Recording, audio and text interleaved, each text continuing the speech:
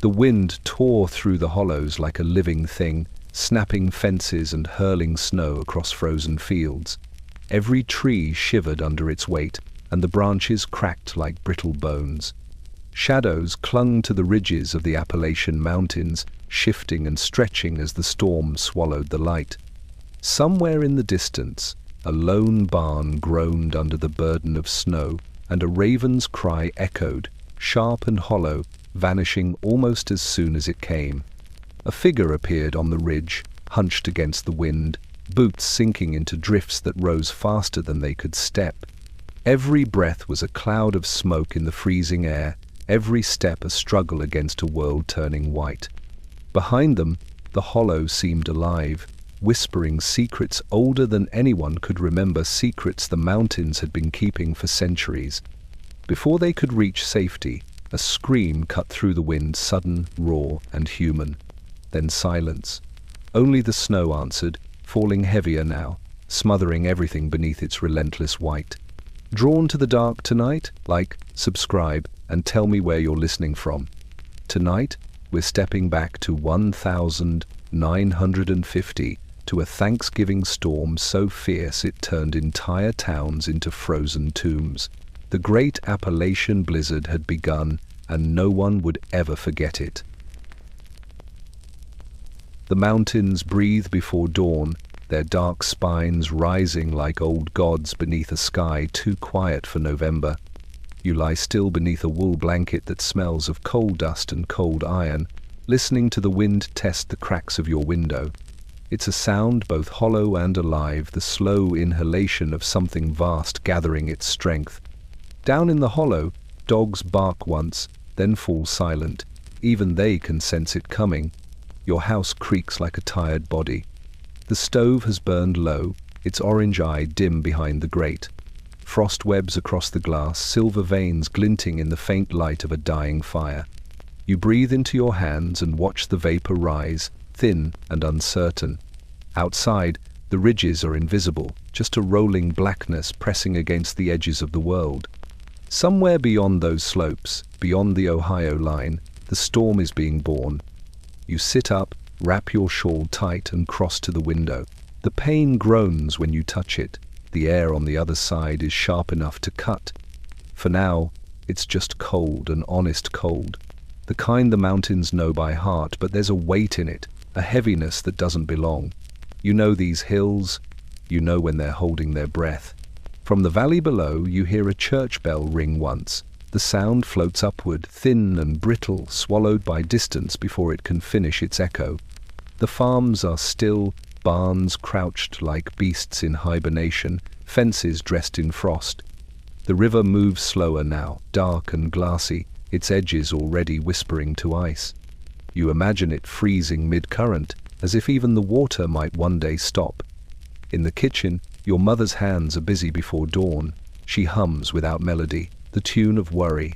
You smell coffee, weak but warm, and the faint smoke of kindling that refuses to catch. The radio murmurs on the counter, static layered over a calm male voice. Light snow expected through the weekend. He says it softly, like a man soothing a child, but you can hear it, the hesitation. The pause before truth. When you step outside, the air grips your throat. Breath turns to ghosts before your face. Every sound feels magnified, the crunch of your boots, the soft moan of a distant train winding through the gorge. A cardinal flashes red against the grey, then vanishes into pine. You've lived here long enough to know the color of warnings. Neighbors' chimneys already bleed smoke into the pale morning. Someone waves from a porch, a shape wrapped in plaid, face half hidden. You wave back, though neither of you smiles. The talk lately has been of a bad front, of pressure dropping faster than they've ever seen. But it's Thanksgiving week, and no one wants omens at the table. By noon, the sun struggles behind a veil of thin clouds, turning the hills the color of pewter. The wind grows restless, plucking at laundry lines, stirring dust that no one remembers hanging. You can taste the storm now, metallic, electric, and faintly sweet, like snow before it's born. As evening falls, you light a lamp and watch the horizon vanish. The ridges blur into shadow. The first flake lands against the window, small, fragile, dissolving almost before it's seen. Then another, and another. Soon, the world is whispering in white. You pull the curtain closed, but can still hear it, the slow, steady rhythm of falling. It feels like the mountains exhaling at last. The stove hisses, the clock ticks, and you tell yourself it's just another winter storm. But the air inside the room seems to pulse with something larger, a quiet promise from the sky above Appalachia. Before this is over, the snow will have names, and none of them will mean peace. The morning begins with a strange brightness, the kind that doesn't come from the Sunday. You wake to it, the pale shimmer of frost thick on every window pane, bending light into the shape of feathers. The air in the room feels brittle. Every movement cracks it. You sit up, listening. Somewhere beyond the walls, the wind is talking. It's not a howl yet, just a low hum, a whisper threading through the gaps between boards and shingles. It carries scents, wood smoke, iron, snow. You know this language. You grew up with it. But today, something's different in its tone, a warning in the breath of the mountains. The radio voice returns, steady and polite. Cold front intensifying. Snow stretching from Kentucky to Pennsylvania, barometer dropping faster than expected. You picture the men in their little rooms full of dials and paper maps, eyes wide as the needles fall. But here in the hollow, the science doesn't matter. You can feel it. The storm is already awake. You open the door to feed the stove, and the cold outside rushes in like a living thing. It bites your wrists, curls around your neck, searches every seam for entry. Your breath turns solid, falls like glass dust. Even the birds have stopped their chatter, gone to ground, buried in cedar and brush. The silence is heavier than snow itself. Down the road, the world is moving slower. Farmers in thick coats lead their mules to shelter. Lines of smoke rise from chimneys like cautious prayers. Children drag sleds down lanes that have not yet vanished. They laugh, but the sound dies quickly in the still air. It feels borrowed, like joy on the eve of something vast. By midday, clouds roll in from the west, slow, bruised, and endless. The sky sinks closer to the earth. You can't tell where the ridges end and the storm begins. A postman trudges past, scarf frozen stiff, his bag dusted white. He tips his cap, but doesn't stop. The letters inside will likely never find their way out. You stop at the general store for lamp oil and matches. Inside it's dim and warm, smelling of kerosene and damp wool. The men at the counter speak in half phrases, dropping fast. Never seen it fall this quick? Thanksgiving will be buried. No one laughs. The storekeeper scribbles notes on a pad, the pencil shaking slightly in his fingers. You can tell he's not cold, he's uneasy. When you step back outside, the wind has changed its voice. It's sharper now, less whisper, more warning. It slides through the trees with a sound like paper tearing. Snow begins to fall again, lazy at first, then faster, as if some unseen hand is shaking the heavens. The road home disappears behind a white curtain. Lantern light glows faintly from windows up the slope, each house a small defiance against the coming dark. You pull your coat tight, shoulders hunched, boots crunching in rhythm with your own pulse. By nightfall, the world feels smaller, reduced to what the lamplight can touch. The storm doesn't shout, it waits. It circles the ridges like a predator testing its cage.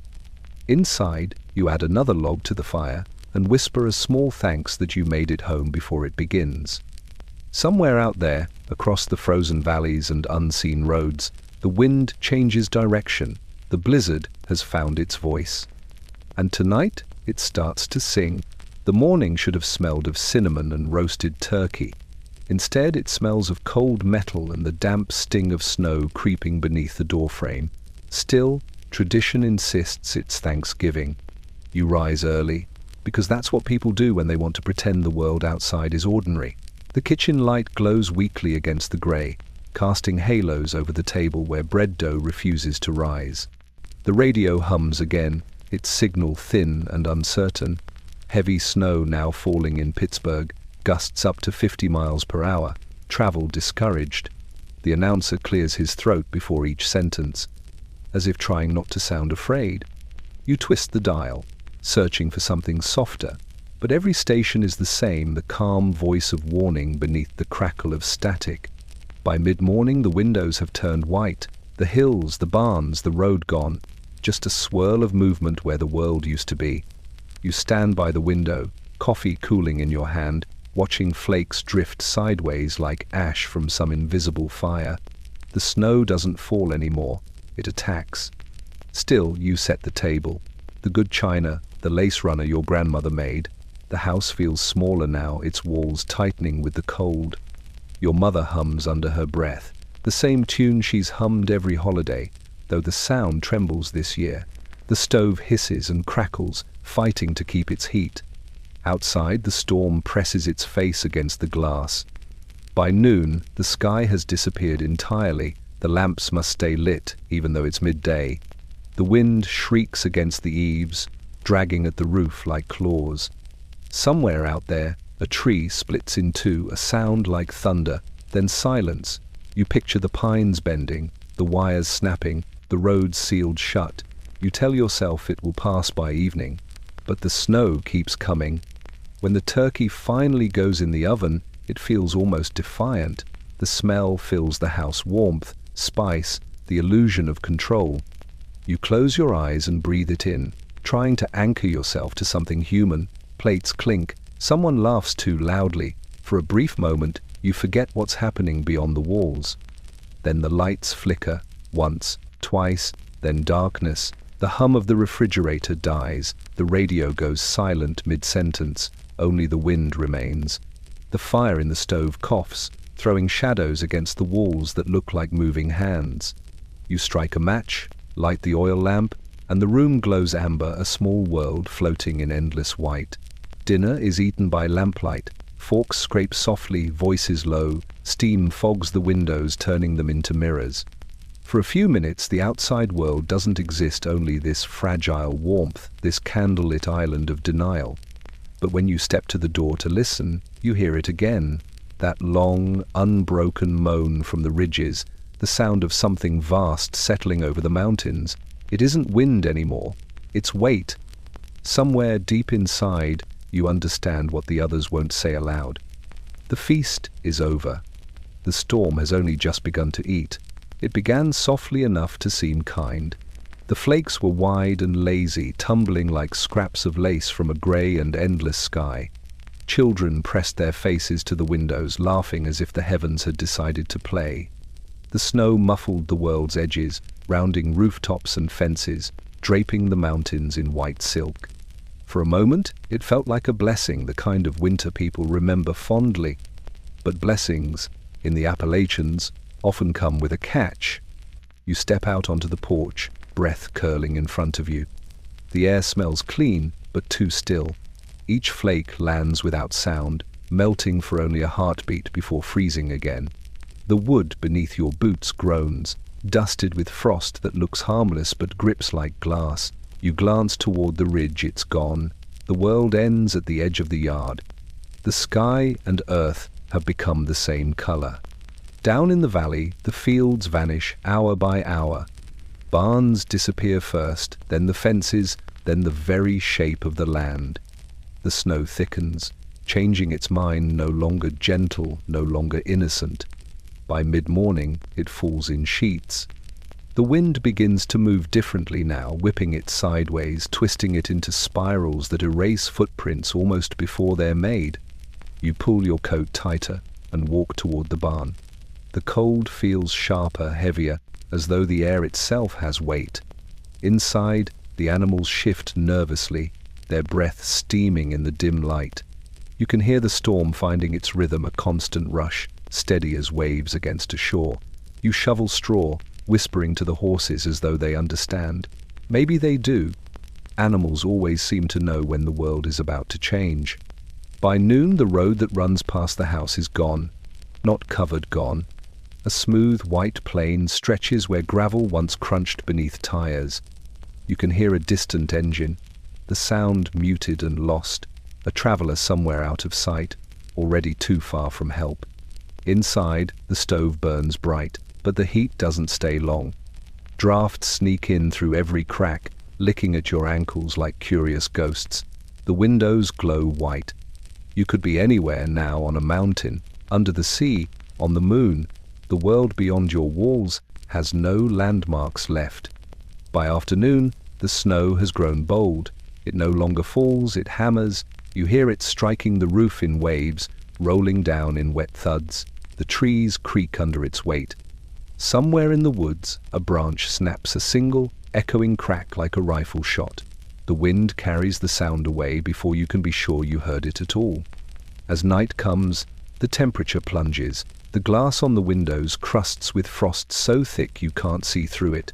The lamps burn low, their light swallowed by the cold. You listen to the roof groan and pray it holds. Outside, the snow no longer pretends to be gentle. It has found its purpose now, to bury, to silence, to claim. And still, it falls. By the next dawn, the cold had become something else, not weather, but a presence. It pressed against every wall, every breath, every bone. When you woke, your breath hung above your bed like smoke.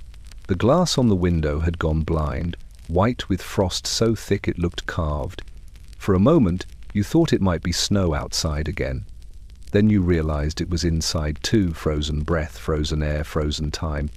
The fire in the stove was only a red eye in the dark. You fed it kindling, then logs, then anything dry you could find. The wood hissed and spat, reluctant to burn. Even flame seemed slower in this cold, its light dulled, its warmth trapped in its own glow. You could feel it, a cold that didn't stay politely outdoors but had found a way in, like an unwanted guest who refused to leave. Outside, the sky was the color of steel. The storm had stopped for a while, leaving a silence so deep it rang in your ears. But the temperature kept falling 20 below, then 30. Metal cracked. Water pumps froze solid. The chickens in the coop were still as statues. The snow around them glittered with a cruel kind of beauty. You pulled on boots stiff with ice and stepped outside. The air stabbed your lungs, that kind of cold that hurts to breathe. Sound traveled strangely, thin and sharp. Somewhere, a door slammed miles away and echoed like a gunshot. Your eyelashes stuck together with frost. You could smell nothing, even scent had frozen. On the ridge, the pines stood bent under their new weight, branches groaning like old ships. Icicles hung from every eave, long and clear as knives. The road that led down to town was invisible now, just a series of drifts, hard-packed and wind-sculpted into waves. A telephone pole leaned halfway down, its wires humming in the bitter air. They carried no voices anymore, only the low electric murmur of strain. Back inside, your mother was wrapping towels around the window frames. She didn't speak, only worked, her breath puffing in the cold air. The clock had stopped. The water in the basin was solid. Every sound, every movement felt exaggerated, as though the air itself had turned to glass and might shatter. Then the wind returned. Not a whisper this time, but a long, unbroken scream rolling down from the peaks. It hit the house like a fist. The door rattled, the rafters groaned, and snow poured off the roof in thundering sheets. You could feel the storm circling back, angrier now, as if insulted that the world had tried to rest.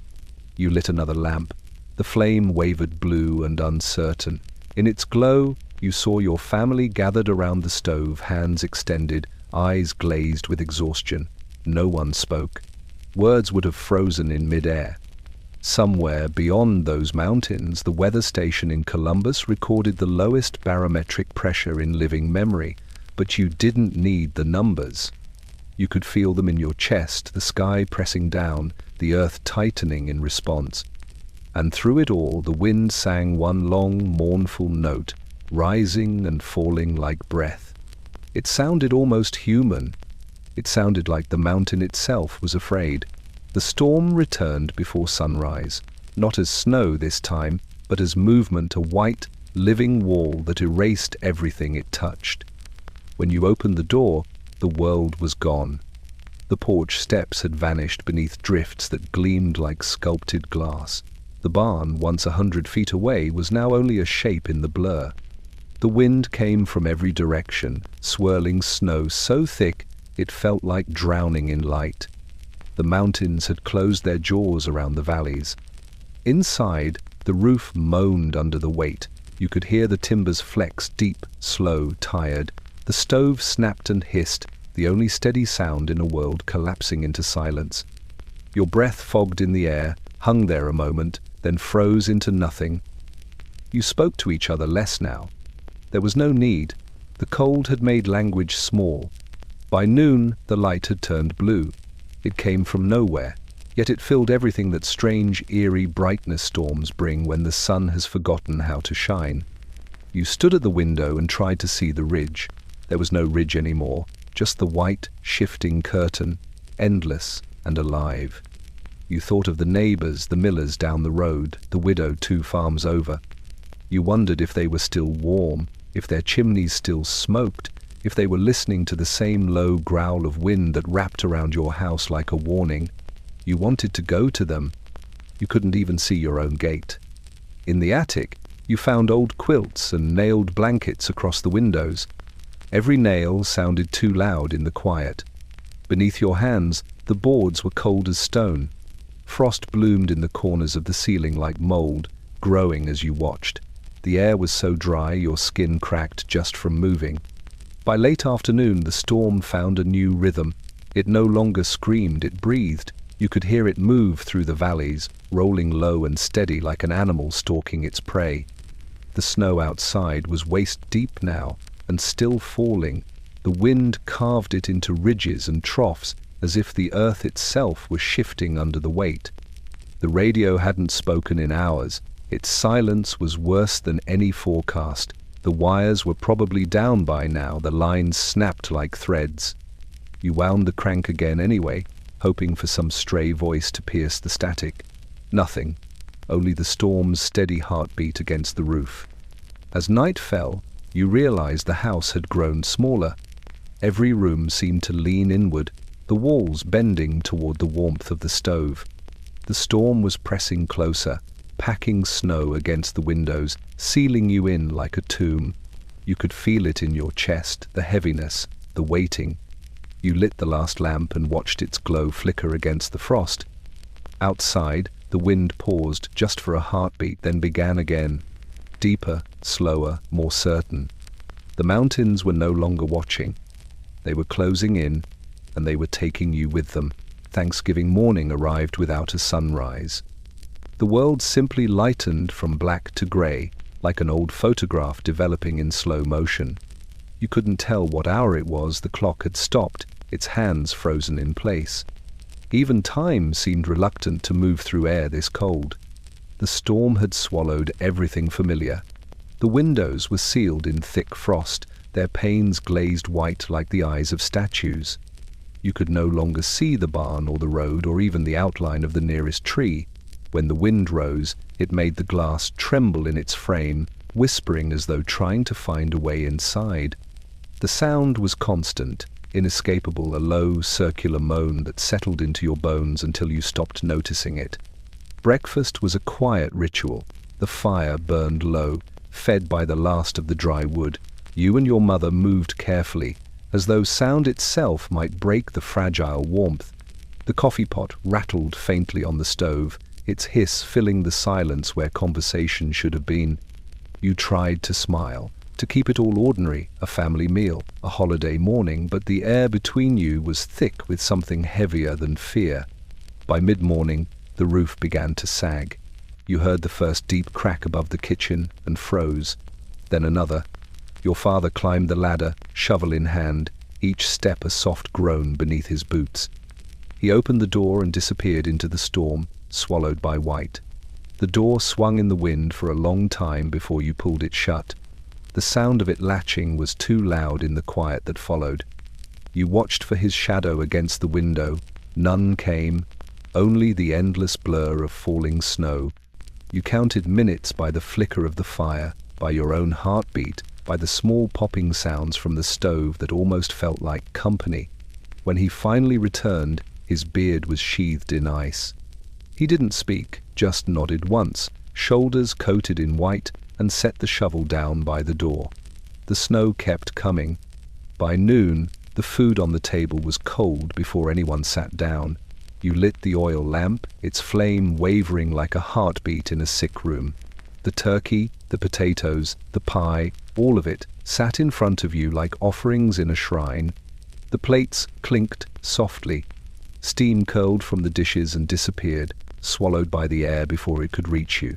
No one said grace this year. The words felt brittle, and no one wanted to break them. Outside, the wind shifted again. The walls creaked, the windows pulsed inward, and the snow against the door rose higher. You could hear it, the slow, deliberate piling, as though the storm itself were building its own monument. Later, when the lamps began to sputter and the last coals dimmed, you closed your eyes and listened. The blizzard had its own rhythm now, steady and immense. It was hard to remember what sound silence used to make. That night, time didn't move forward. It froze, caught somewhere between breath and memory, while the world outside disappeared beneath a shroud of white. By morning, the door no longer opened. You pushed once, twice, then harder, but it wouldn't give. The snow had sealed it, tight as stone. You tried the windows next. They were the same, frozen solid, their frames rimed with white crystals that glittered cruelly in the dim light. You could see nothing beyond them, only the faint shimmer of daylight pressing through the frost like a ghost trying to get in.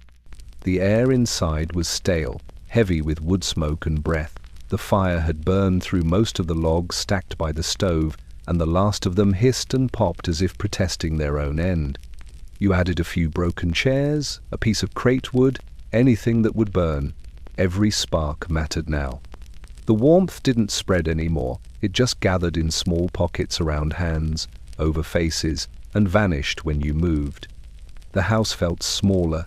The walls groaned, beams creaked like tired bones. Upstairs, snow slid off the roof in long, muffled thuds. Somewhere in the distance, an animal cried out one sharp sound, then nothing. You told yourself it was a fox. You told yourself it was fine. But the quiet that followed felt too complete, too final. You found a lantern and made your way to the attic. The steps were stiff, the boards slick with frost. From the small window beneath the eaves, you could see a shape that might once have been the barn. The world was no longer made of color, just grays, blues, and the pale shimmer of light trapped in ice. Smoke curled from only a few chimneys in the valley. Most were dark. Your breath clouded the glass as you looked out. The snow wasn't falling straight anymore. It moved sideways, upward, in slow spirals, as if gravity itself had forgotten what to do. You realized then that you hadn't heard a bird in 2 days. Not one. Even the crows were gone. By noon, the storm grew heavier again. You could feel the pressure drop in your ears. The floorboards trembled beneath your feet. The sound of the wind was no longer distant. It roared around the corners of the house, rattling the shutters, shaking the walls. You wrapped blankets around your shoulders and waited for the next noise, the one no one wanted to hear, the sharp, cracking groan that meant something outside had given way. The windows bowed inward, the glass flexing under the snow's weight.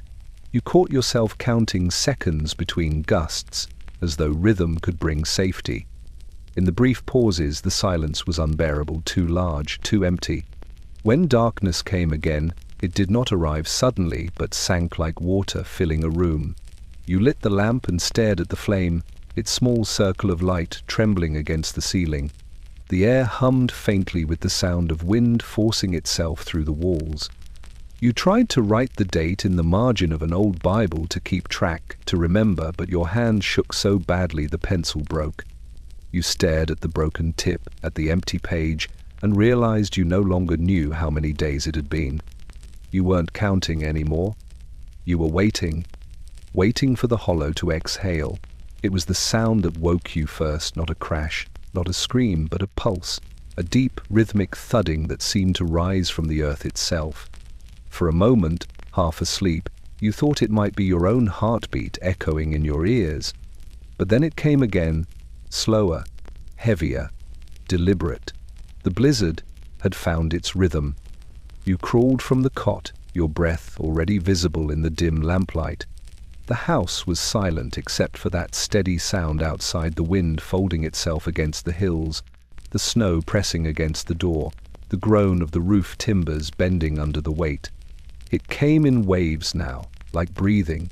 The storm inhaled, and the walls flexed. It exhaled, and the floor shuddered beneath your feet. Downstairs, your mother was still awake. She sat by the stove, hands wrapped around a mug of melted snow that barely counted as tea.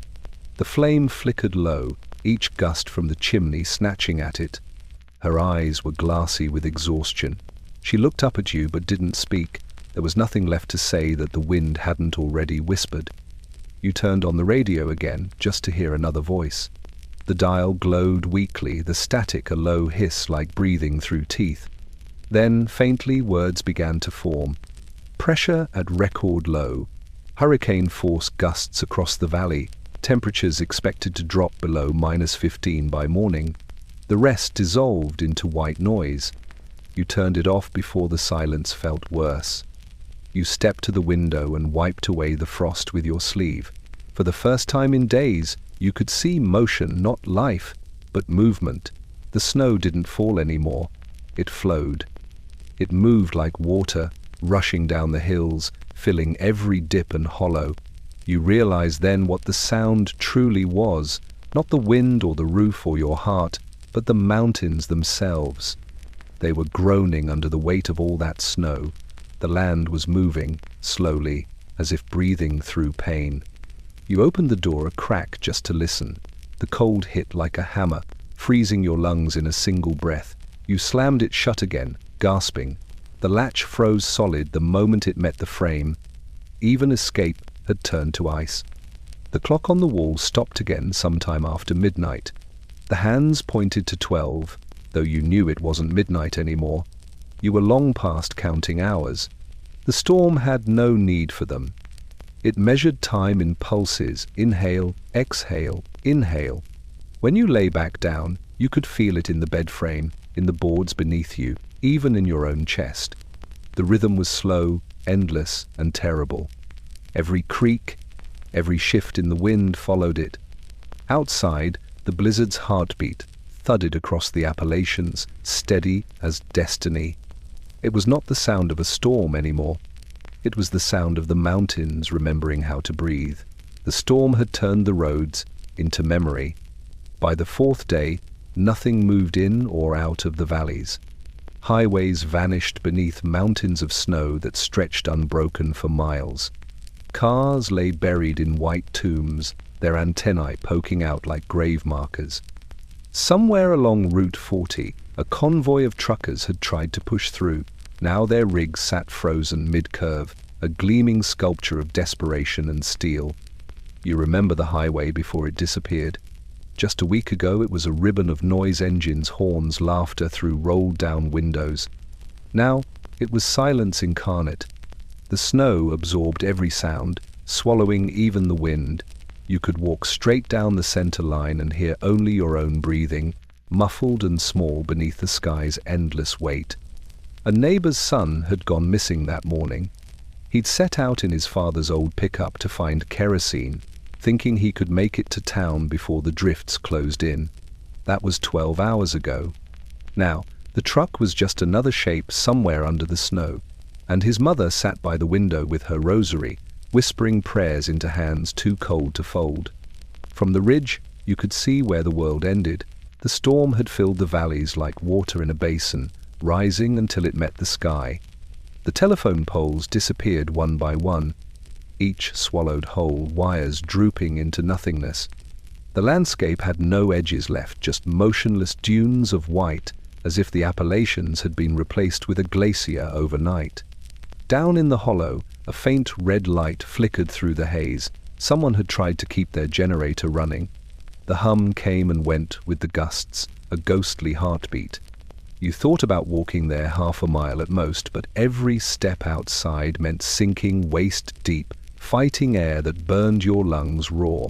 The cold didn't sting anymore. It simply erased. You stayed inside. Everyone did. By late afternoon, the sky dimmed again, though it never really brightened.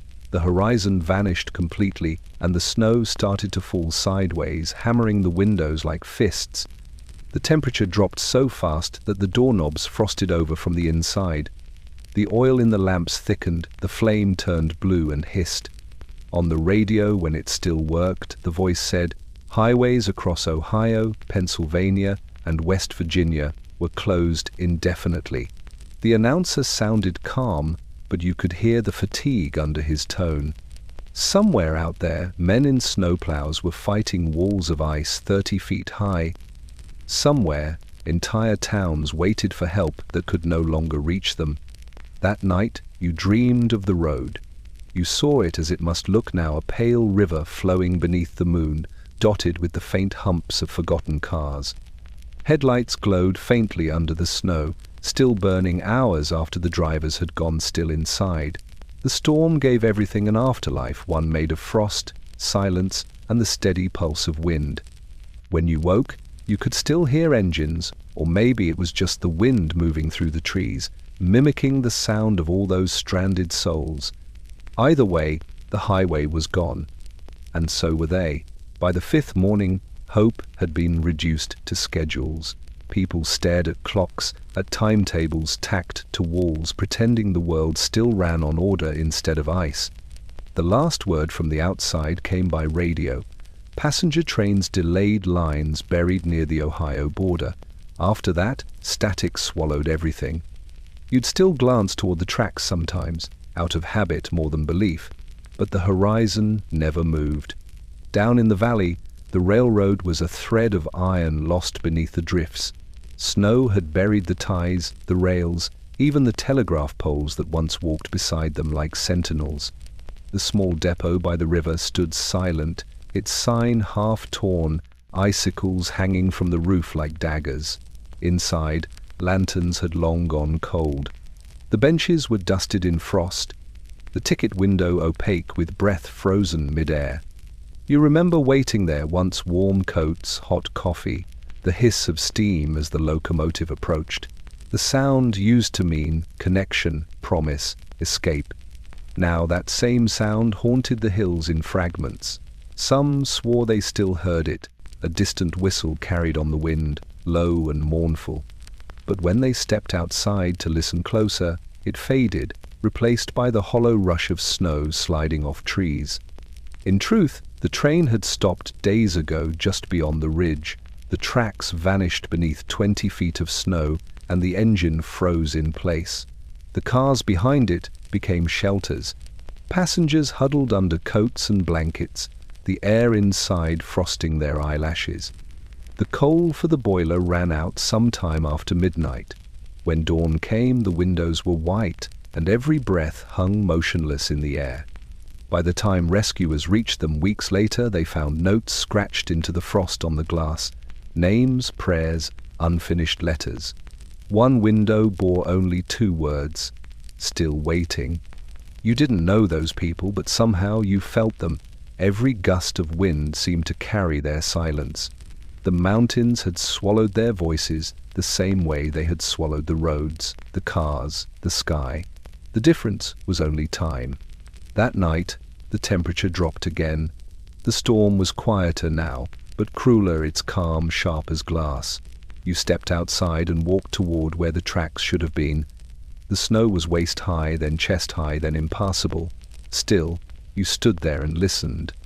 In the distance, the wind shifted, and for a heartbeat, you heard it, that long, distant whistle, low and fading, as if echoing through another world.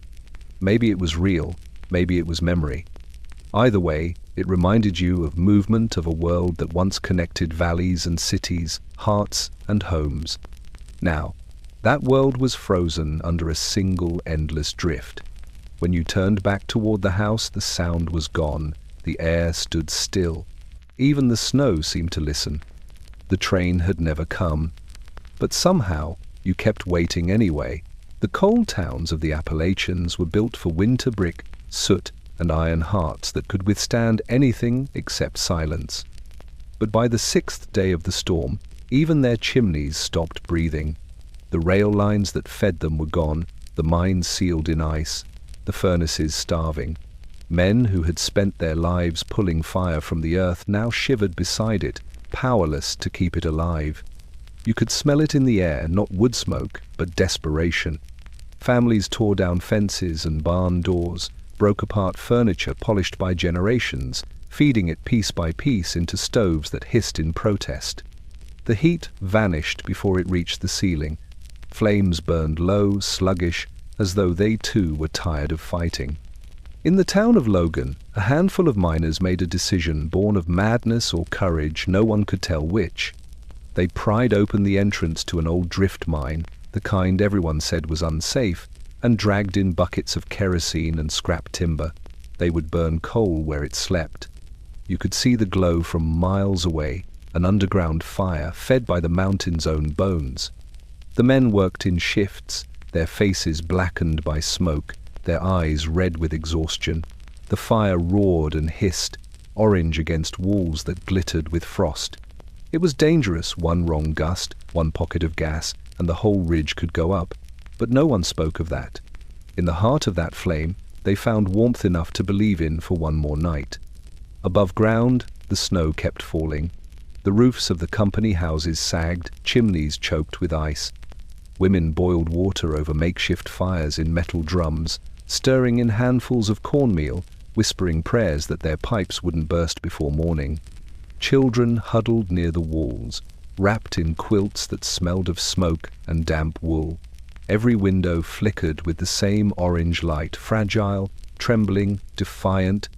When night came, the wind turned again. The snow picked up, whipping sideways through the hollows. Sparks from the mine fire drifted into the air like dying stars. For a moment, it looked as if the mountain itself was breathing, exhaling smoke and flame into the frozen dark. The glow pulsed against the storm clouds, red and gold, like the heartbeat of something ancient refusing to die. But even fire grows weary. By dawn, the flames had eaten everything they could reach. The miners stood in silence, staring at the smoldering pit that had once promised salvation. The air smelled of sulfur and wet ash. The heat was gone, replaced by the same cold that ruled everywhere else. One man crossed himself before turning away. Another spat into the snow. Both gestures meant the same thing: surrender. When you looked out from your own window that morning, you saw it, a faint red stain on the clouds above the ridge, the last sigh of the furnace towns. The mountains had kept their coal and taken their warmth back. The church bell didn't ring that Sunday. It hung still in its tower, frozen at the lip, the clapper welded in place by ice. Yet somehow, people came. Through the drifts, through the pale stillness of a world locked in glass, they came wrapped in coats, faces hidden behind scarves stiff with frost. They moved without words, guided by habit and hope, the two things the storm hadn't yet stolen. You were among them, walking slowly through the snow that reached your knees. The air was so cold it bit at the inside of your lungs. The wind was quieter now, but the silence it left behind was worse. The path to the chapel had vanished, replaced by a narrow trench carved by feet that refused to give up. You followed those tracks through the hollow, past fences buried to their posts and trees bowed under the weight of frozen sky. The little white church waited where it always had, except now it was grey, its steeple crusted in rime, its windows dim. The doors were frozen halfway open, so people slid through sideways, like ghosts reluctant to enter. Inside, it was darker than you remembered. Candles burned along the altar, their flames trembling in the draught that whistled through the cracks. The air smelled of wax, smoke, and wool, the scent of endurance. The pews filled slowly. Men stamped their boots, shaking snow from their collars. Mothers unwrapped scarves from their children, their hands shaking from more than the cold. No one removed their gloves. No one took off their coats. The organ stood silent in the corner, its pipes glittering with frost. When the pastor finally spoke, his voice was hoarse, not from age, but from days of shouting into wind that never listened.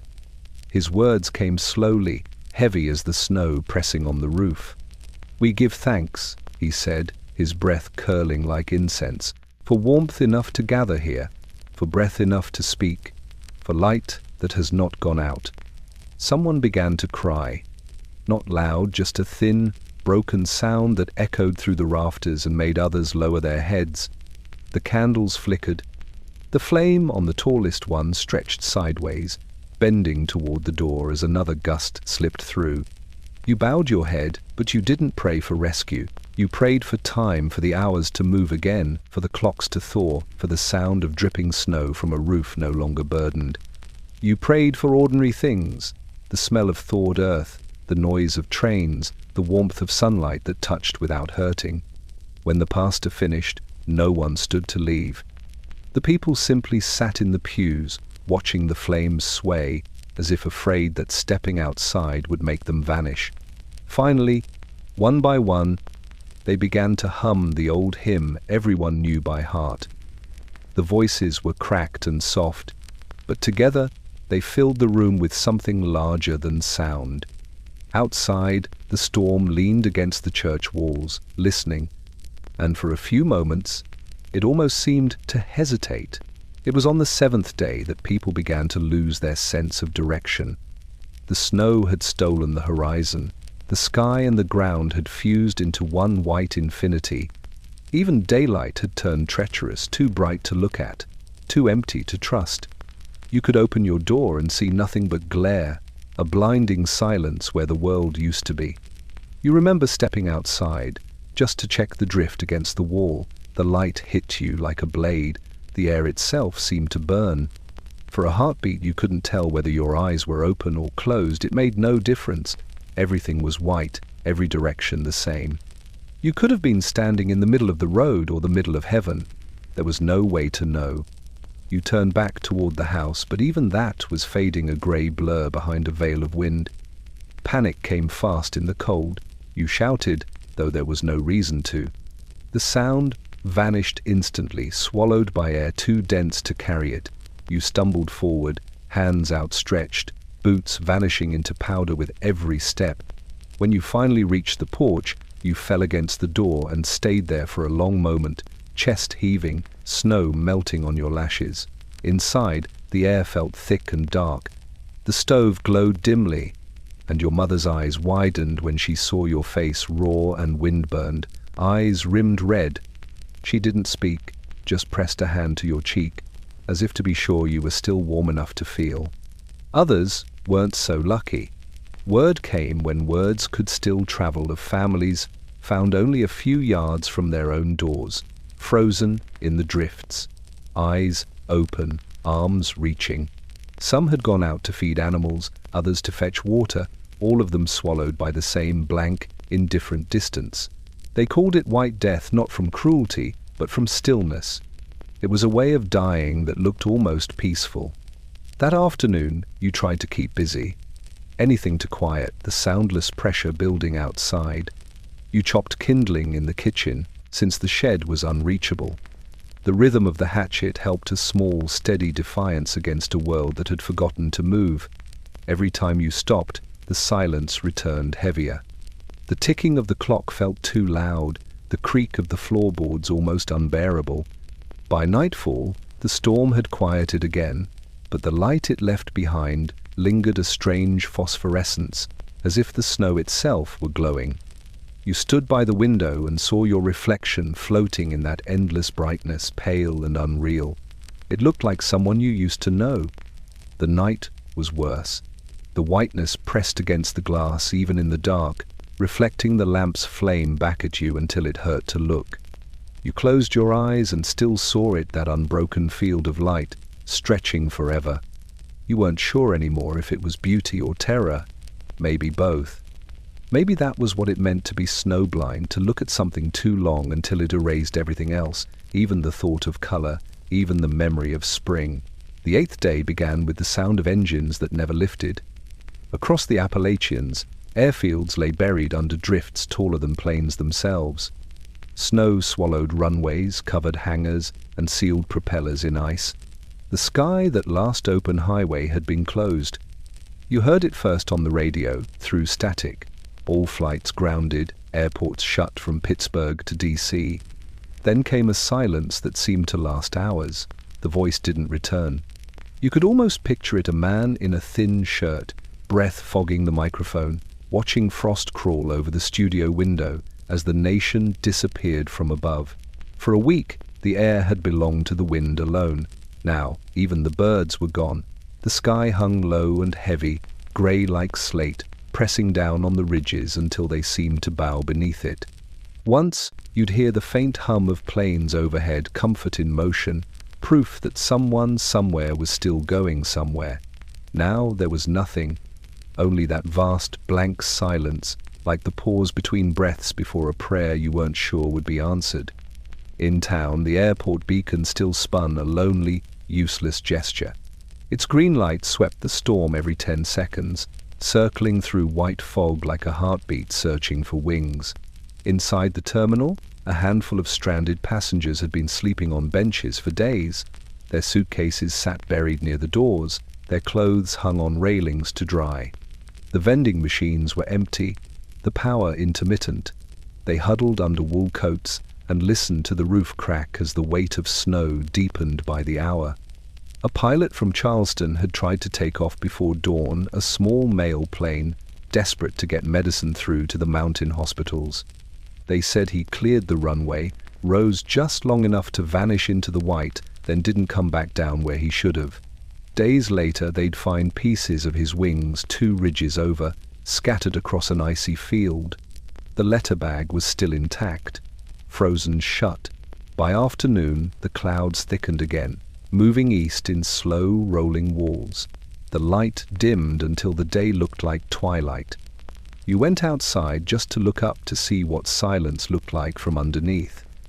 The snow fell so steadily that the world seemed frozen mid-motion. There was no depth anymore, no up or down, only the sensation of standing inside a sky that had forgotten how to move. That night, you dreamt of flight. In your sleep, you were above it all, the ridges like folded white blankets, the rivers silver ribbons winding through frost. You saw the lights of towns still burning faintly under the snow, little embers refusing to die. When you woke, the dream had followed you. For a moment, you thought you could still hear the sound of wings in the distance. But it was only the wind, restless as ever, claiming the air that once belonged to men. The blizzard had taken the skies, and the silence it left behind was heavier than snow.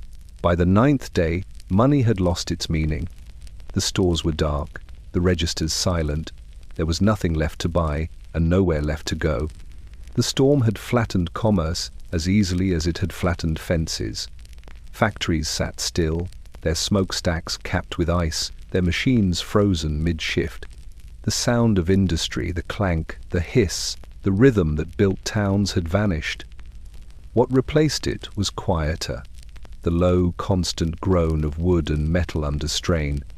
You woke to that sound and knew it wasn't just your house complaining. The whole region was creaking, as if the very idea of movement had grown too heavy to hold.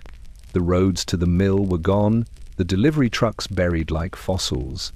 The men who once woke before dawn to punch the clock now sat by stoves, staring at walls. Their calloused hands had nothing to hold.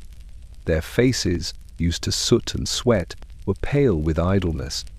Down in the mining town, the company store had closed its doors. The manager had nailed a handwritten sign to the window: "No supply, no credit, God help us all." People came anyway, not for goods but for warmth, to stand near the big potbelly stove and share the little they had. They traded not dollars but things: a tin of lard for a loaf of bread, coal for candles, a pair of gloves for a handful of salt. Every trade was a negotiation with survival. The storm had erased the boundaries between rich and poor, boss and laborer. Everyone was equally small beneath the snow. Even the foreman's grand house on the hill had gone dark. The drifts there were deeper, the windows shattered by the wind. He burned his own furniture, same as everyone else. In the cities, the papers called it economic paralysis. The headlines were bold, the words dramatic. But here, it wasn't paralysis. It was stillness, a kind of waiting that had nothing to do with choice. Work had stopped, but hunger hadn't. The butcher's hooks hung empty, the baker's shelves were bare. The ice house, once a sign of abundance, now held only emptiness and the cold that no one needed to store. You could see the toll it took on people's eyes. They were tired not from labor but from the absence of it, from watching days blur into one endless shade of white. Without work, the hours lost their shape. Time itself froze like the rivers, caught mid-flow. That night, you walked past the old factory. Its roof sagged under the snow, its windows black. Inside, the assembly line gleamed faintly in the light of your lantern, cold, perfect, untouched. The machines looked almost peaceful, like creatures in hibernation. But when the wind passed through the cracks in the walls, they moaned softly, as if dreaming of movement. You stood there a long while, listening. In that silence, you could hear the faintest echo of what used to be, the hammer, the hiss, the heartbeat of a world that once believed progress was unbreakable. Then the wind shifted again, carrying the sound away. The whiteout had frozen not just the land, but the economy of motion itself, the simple faith that tomorrow would be different from today. By the 10th day, the only voice that could still cross the mountains was made of static. The radio had become a kind of companion, fragile, temperamental, but alive. You'd sit near it every morning, adjusting the dial with numb fingers, waiting for something to answer back. Most of the time, all you found was the hiss of empty air. But sometimes, just sometimes, a voice broke through, thin, trembling, human. It didn't matter who it belonged to.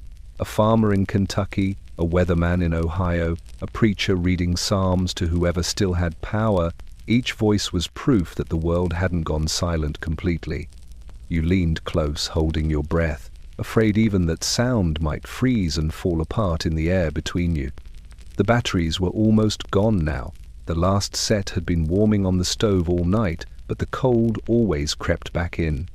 You turned the crank again and again until your arm ached, the small generator wheezing like an old lung.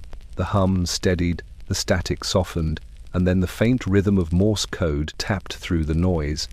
Someone, somewhere, was still calling out. You couldn't translate it, but it didn't matter. What mattered was that the dots and dashes meant someone else was awake in the storm. You weren't alone in listening. Across the region, in barns and cellars and half-lit kitchens, people gathered around their radios the way their grandparents had gathered around fires. They shared silence, listening together for that thin thread of connection.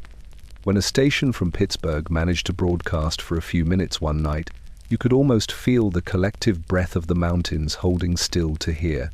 Temperatures remain below zero, rescue operations delayed, stay inside, stay warm, we are with you. The words were simple, but they carried weight. For a moment, everyone who heard them felt less like ghosts. Then the signal faded, replaced again by the endless whisper of snow. Sometimes, in the middle of the night, the static changed. It became soft, almost melodic. Some swore they could hear music, a violin, a hymn, a tune that felt too deliberate to be random. Others said it was only the wind catching wires frozen in tension. But you liked to believe it was music, faint and far away, finding you through miles of storm. You began to talk back to it. Not words, exactly, just small murmurs. You'd whisper names, questions, fragments of memory, as if someone on the other side might answer. Maybe they did. Maybe they heard your breath breaking the static and knew they weren't alone either. That night, when the batteries finally died, the silence that followed was heavier than the snow outside. The radio sat on the table like a relic, its dial reflecting the flicker of the fire. You didn't turn away from it. You just listened to the absence, to the faint ringing in your own ears, and waited for the next whisper to find its way through the storm. Because even when the world was buried, hope still traveled by air. By the 11th day, survival had become an act of kindness as much as endurance. The storm had stripped life down to its simplest elements: fire, food, and faith in your neighbor. In the hollows and along the ridgelines, people began to move again, not because it was safe, but because someone else might not be. The first to venture out were the boys, not yet men, too restless to stay behind. They tied scarves across their faces, layered socks until their boots barely fit, and dragged children's sleds behind them. On those sleds they loaded bread, jars of lard, canned beans, anything that hadn't frozen solid. They looked like soldiers in a white war no one could see. From your window, you watched them disappear into the snow, their shapes swallowed within minutes. The wind muffled everything, no shouts, no laughter, just the squeak of runners and the whisper of falling flakes. You wondered if they would ever come back. Hours later, they did, faces red and raw, carrying nothing but empty jars and frostbitten hands. But behind them came others, trudging through the drifts from house to house, bringing what little they could. A woman with milk, wrapped in a quilt, an old man with coal in a canvas sack, children with baskets of eggs tucked inside coats, still warm from the hens that somehow kept laying. No one spoke of charity. There was no pride left to wound, no shame in needing. People gave because it was the only way to feel human in a world that had turned to glass. You joined them the next morning. The cold hit like a slap, but movement kept you alive. Every step broke through a crust of snow that glittered like crushed diamonds. The path between homes was only a narrow trench, now a frozen artery linking lives together. At one house you left half a loaf of bread and a candle stub. At another you found a note pinned to the door, still breathing, "Thank you." By midday the sky cleared for the first time in weeks. The sun glared too brightly on the drifts, dazzling and cruel, but it lifted something in the chest, a reminder that the world still had light left in it. Steam rose from chimneys again. Somewhere a dog barked. The sound felt like spring. That evening, everyone gathered at the crossroads where the snowplows were rumored to come soon. Lanterns flickered in glass jars, glowing like constellations buried in white. Someone passed a flask. Someone else began to hum a tune, a slow mountain lullaby that carried over the frozen hills. You looked down at your hands, red, cracked, shaking, and realized you were holding someone else's mittens. They were too large, worn at the seams, lined with rabbit fur. Inside one, you found a small scrap of paper tucked into the cuff. Pass it forward. You smiled for the first time in days. Because in that moment, surrounded by frost and silence and strangers who had become family, warmth wasn't something you waited for anymore. It was something you made. By the 12th day, the storm had stopped moving, but its silence carried a weight heavier than the wind ever had. The world outside lay frozen in perfect stillness. Drifts towered higher than fence posts, roofs bowed under tons of snow, and the air shimmered faintly in the pale sun, like light bending around grief. It was then the counting began. You didn't count hours anymore, only absences. The farmer whose chimney hadn't smoked in 3 days, the neighbor who hadn't come for water, the sound of a dog that used to bark every morning and now didn't. People had begun to walk the ridges again, lanterns tied to poles, shovels slung across their backs. They called it checking in, but everyone knew what it meant: searching. At first, the bodies came slowly, one here, one there. A man found slumped against his barn door, frozen mid-step. A woman and her baby in a wagon just off the road, the blankets still drawn tight around them. In the smaller towns, they cleared out the ice houses and filled them with the dead, keeping them there until the ground thawed enough for digging. The ministers stopped holding services. There were too many names and too little wood for coffins. You joined the search on the second day. The cold had eased slightly, but the snow still reached your thighs. Each step crunched, echoing strangely in the silence. You carried a lantern, its glow faint against the white glare. There were 4 of you, 2 men, a girl barely old enough to speak, and you. The girl hummed as she walked, some small tune that kept time with the sound of your boots. Near the creek bed, you found the Miller place. The door was half open, snow piled waist-deep in the entryway. Inside, the hearth was cold, the chairs overturned. Everything was quiet except the faint ticking of a clock that had somehow kept running. In the upstairs room, you found them huddled together, the whole family, wrapped in quilts, faces peaceful and blue. The man beside you whispered something that sounded like a prayer. You didn't answer. By nightfall, the valley glowed with tiny lights moving across the hills, the lanterns of those who refused to stop searching. From above, it might have looked beautiful, the faint constellation of human persistence etched across the mountains, but from where you stood, it was only sorrow given shape. The newspapers would later call it a national tragedy, but that phrase was too clean, too distant. Here, in the hollow, it wasn't tragedy, it was math, a cruel arithmetic written in frost. When you returned home, your hands were bleeding through your gloves, the fire had burned low, and the kettle had frozen where it Saturday. You sat before it in silence, unable to move, your body still remembering the shape of the snow around the dead. Outside, the wind had gone still, but the sound of shovels continued long into the night, a slow, rhythmic scraping that carried across the valley like the ticking of a giant clock, marking the cost of survival. The storm had passed, yes, but it had left behind its toll a quiet ledger carved into the frozen heart of Appalachia. Thanksgiving night came late that year, as though the calendar itself had hesitated to turn the page. The storm had passed, but the cold stayed a stubborn, invisible beast that refused to die. Even the stars seemed brittle, their light sharp enough to cut. You could feel the stillness everywhere, in the frozen breath that hung above the fields, in the empty chimneys, in the silence of houses where laughter once lived. You lit the last of the candles. Their glow trembled across the kitchen table, touching the edges of a meal that was more memory than feast. A few biscuits gone stale, a pot of beans reheated over dwindling coals, a pie no one had the appetite to finish. The radio was silent again, its voice buried somewhere beneath frost and broken wires. The fire popped weakly, casting faint halos of orange light on the walls. You tried to imagine the sound of a normal Thanksgiving, the scrape of plates, the clatter of forks, the music of conversation. Instead, you heard the roof settling, the wind fingering the windows, the soft creak of wood that might have been sighing. Across the valley, you could see faint pinpricks of light where other homes had managed to keep their lamps burning, islands in a sea of white. Outside, the snow glittered under the moon. It was so bright you could almost believe it was alive, a frozen ocean shifting with each breath of wind. You stepped onto the porch, the boards stiff and brittle beneath your feet. The air hit you like a wall. Your eyelashes froze together before you reached the steps.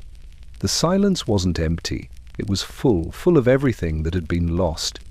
In the distance, someone rang a bell, a small, thin sound, carried by the wind. One chime, then another. Not for church, not for celebration, but remembrance.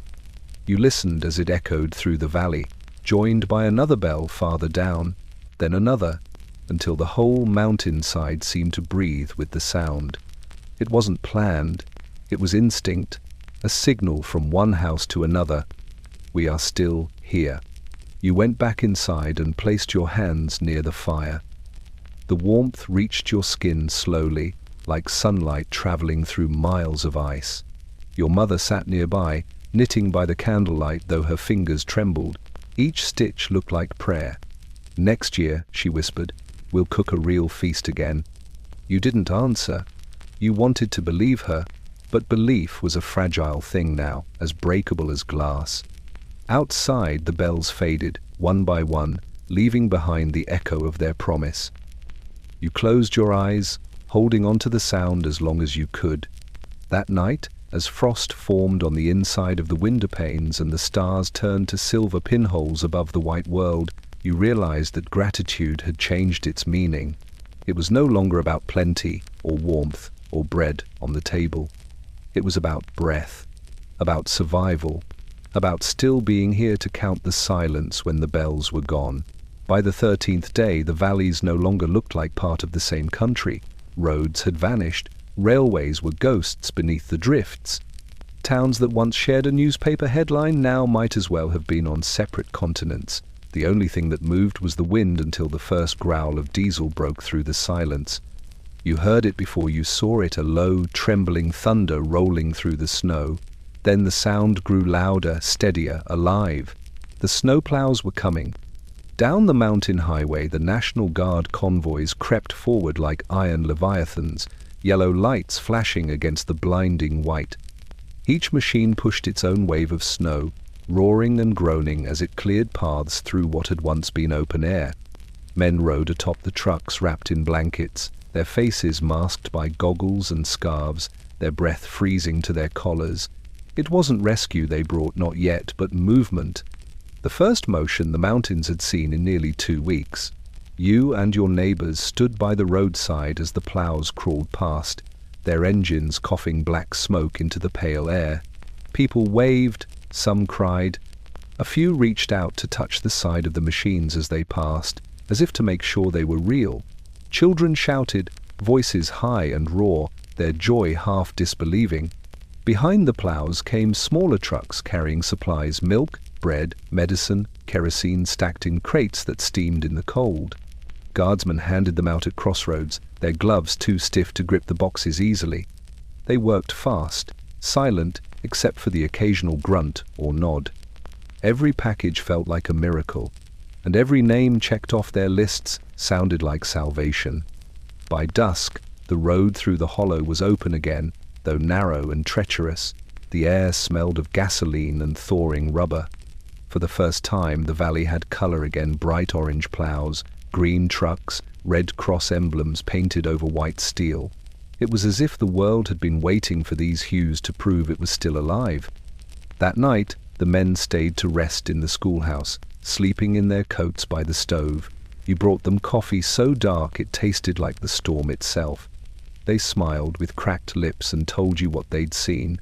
Towns buried up to their roofs, trains lost under ice, telephone wires strung like cobwebs between snowdrifts 20 feet high. "We've never seen anything like it," one said, his voice almost reverent. "Feels like plowing through the end of the world." Outside, the engines idled through the night, their low rumble echoing against the frozen hills like a heartbeat returning to a long-dead body. When morning came, you followed the new path down the road, snowbanks taller than you on either side. The sky was clear, impossibly blue, like something newly washed. The air still stung, but it carried a different kind of cold now, one that hinted at movement instead of stillness. For the first time since the storm began, you could hear something besides the wind. It was the sound of a nation digging itself back to life. The 14th day dawned with a thin sun, the kind that glared without warmth. Across the valleys, smoke once again curled from chimneys, thin and hesitant, but the world beneath that light was changed. Farms that had thrived for generations now lay still, their fields buried, their fences lost beneath ridges of snow shaped by the relentless wind. You woke to the sound of the barn groaning. It wasn't just the wood, it was the weight, the slow surrender of structure beneath ice. When you stepped outside, the door fought you, edges frozen to the frame.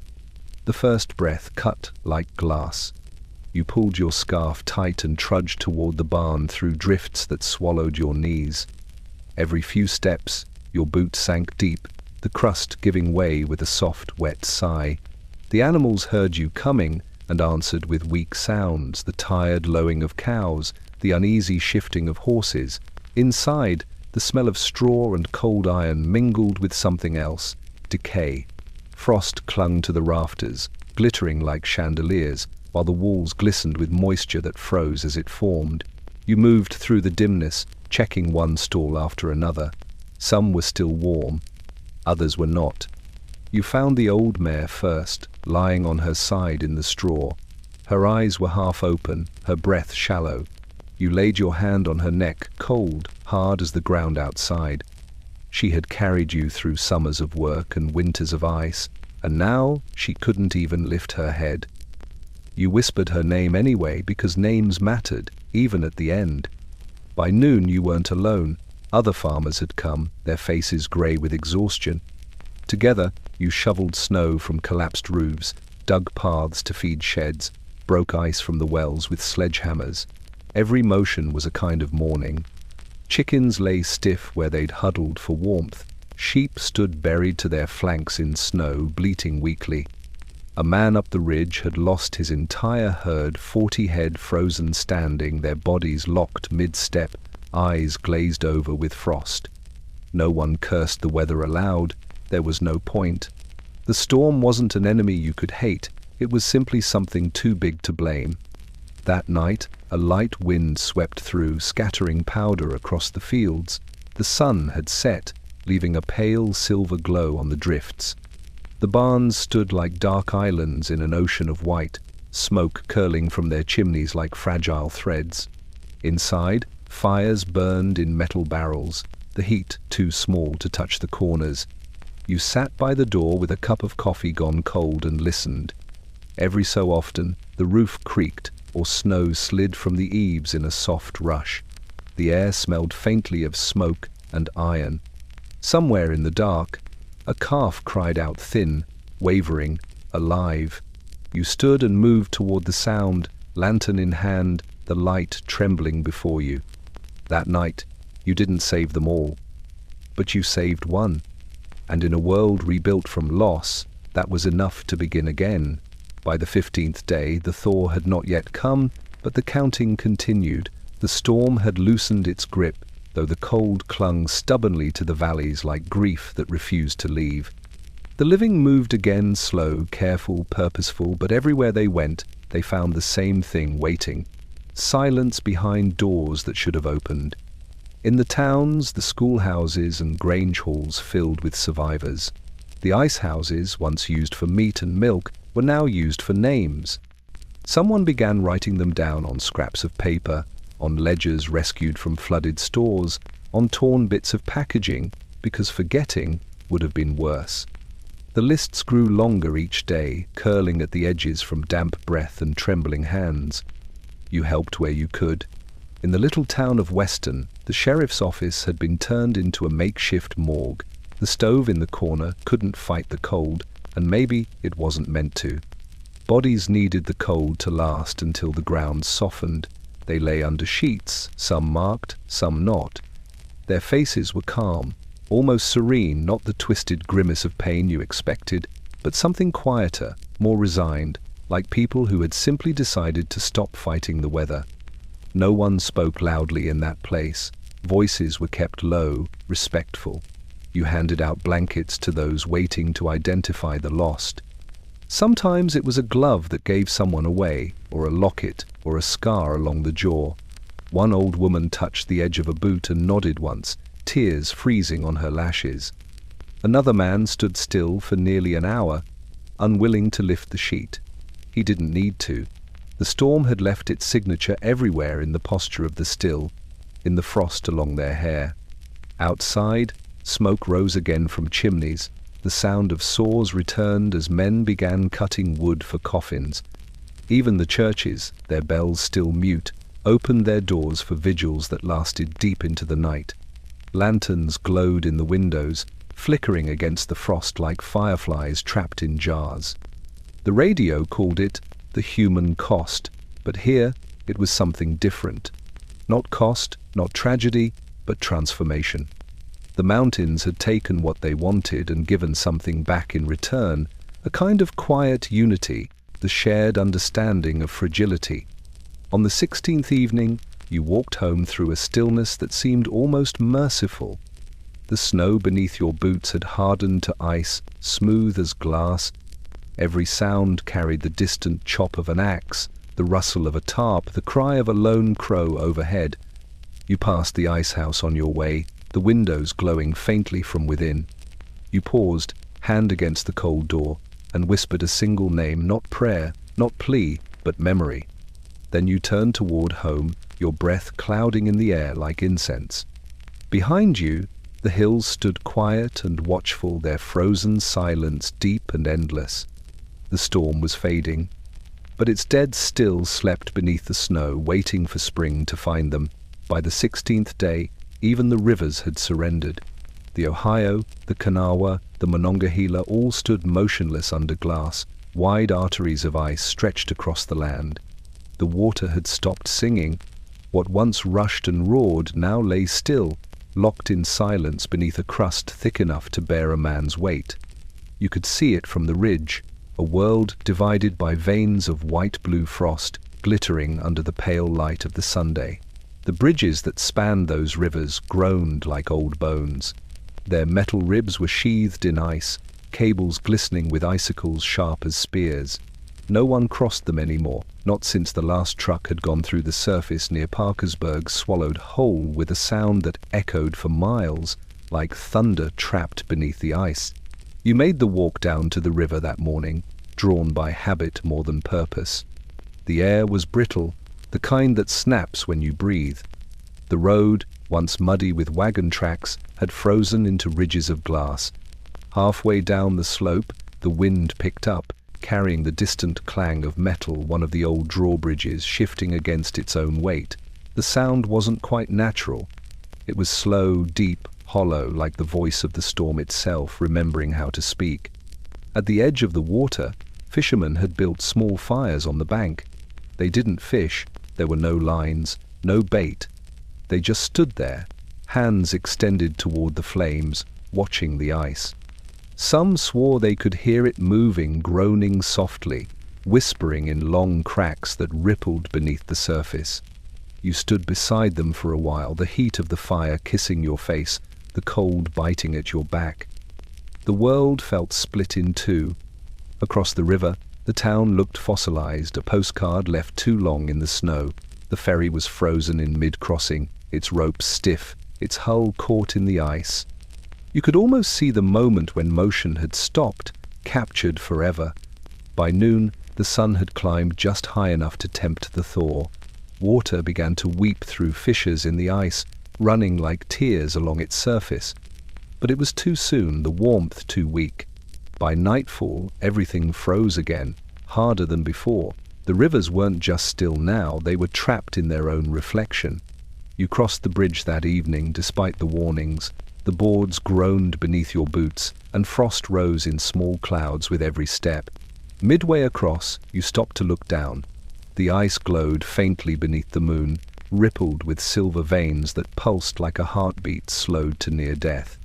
Somewhere beneath that frozen mirror, water still moved unseen, unheard, patient. When you reached the far side, you turned once more to look at the river, still and endless beneath the stars. It looked like peace from a distance. But up close, you could feel it breathing slow, steady, waiting for spring to break its chains. By the 17th day, sound itself seemed to have frozen. The world had gone white and still, every noise swallowed by the snow until even your own heartbeat felt too loud.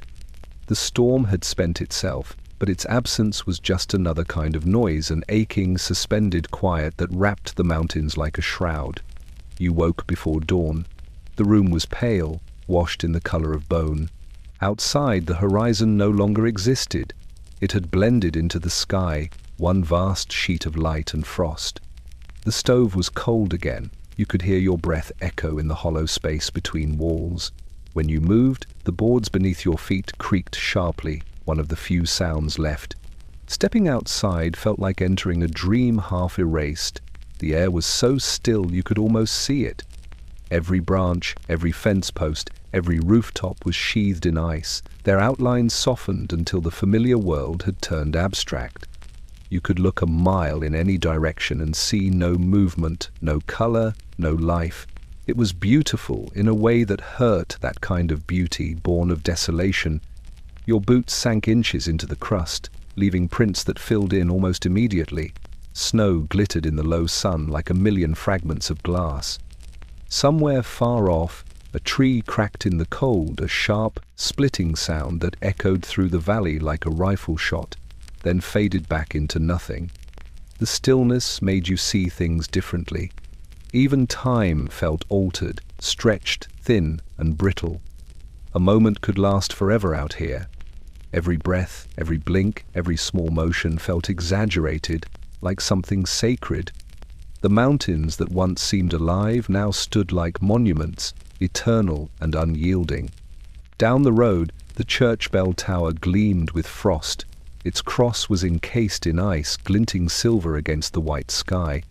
You could almost imagine the whole town sleeping beneath glass, each house, each person, perfectly preserved in the amber of cold.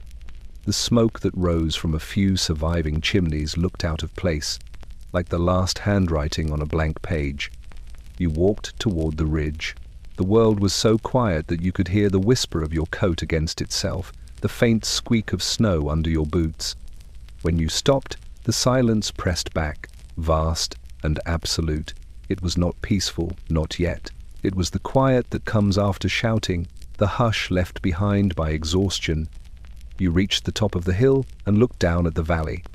Everything gleamed under the low winter sun, silver and white, endless and clean. For the first time you realized what the storm had done.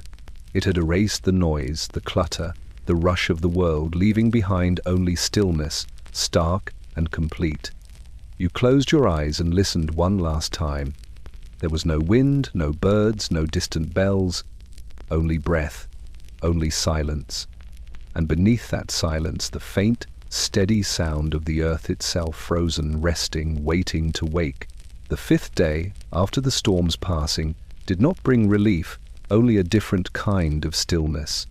The air had lost its teeth, but not its grip. The snow no longer fell, yet it remained everywhere, crowding the edges of life like a memory that refused to melt. The people who survived now moved like ghosts through their own towns, quiet, cautious, humbled. You woke to a pale light leaking through the frosted window, a brightness so cold it hurt your eyes. The house had stopped creaking, as though it too had accepted its surrender to the frost. You rose carefully. Every sound magnified the whisper of fabric, the sigh of the floorboards. Outside, the world gleamed with a cruel serenity. The storm's fury had carved beauty out of ruin. You dressed in layers too many to count and stepped outside. The first thing you noticed was the smell. It was sharp, metallic, and clean, the scent of air stripped of everything warm. The fields were gone, transformed into a sea of glittering dunes. Fence posts jutted up like ribs from a buried giant. Smoke rose from the few chimneys still standing, curling gently into a sky so clear it looked polished. In the distance, figures moved along the road, small, dark specks against the unbroken white. Men with shovels, women pulling sleds laden with water and firewood, their faces red and raw. No one spoke unless necessary. Voices carried too far in the quiet. You joined them, the crunch of your boots falling into rhythm with theirs. Together, you shoveled paths not just to houses but to one another, narrow trails reconnecting a world the storm had severed. At midday you reached the crossroads where the telephone poles still leaned, wires sagging beneath icicles as thick as wrists. There, the guard trucks had passed days before, leaving ruts that had since frozen into sculpted ridges. You paused to rest, watching sunlight glint on the broken glass of a street lamp. It looked like jewelry left behind by the storm. A man from the next hollow met you there. His beard was rimed with frost, his eyes hollow but kind. He handed you a cup of something steaming weak, coffee, black as soot, tasting faintly of smoke. You both stood there for a while, not speaking, watching the river of light run across the snow as the day aged. When he finally spoke, it was soft, almost reverent. "Storm's done, sure enough," he said, "but it ain't gone. Feels like it's still up there somewhere, watching." You nodded. It did feel that way, as if the storm had become part of the sky, a memory etched in air.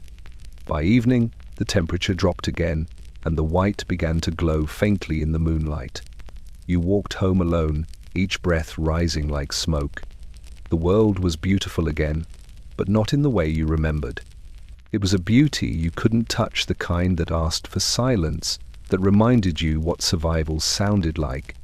The soft, measured rhythm of footsteps over snow, and the steady heartbeat of a world learning how to live again. By the 18th day, the sky had turned a soft grey, gentle and deceptive. From a distance it looked calm, even forgiving, but everyone in the valley knew what it really meant, a reprieve, not an ending. The cold still ruled, and the work of the living had become the work of reckoning. The storm had passed. Now came the counting. You joined the searchers at dawn.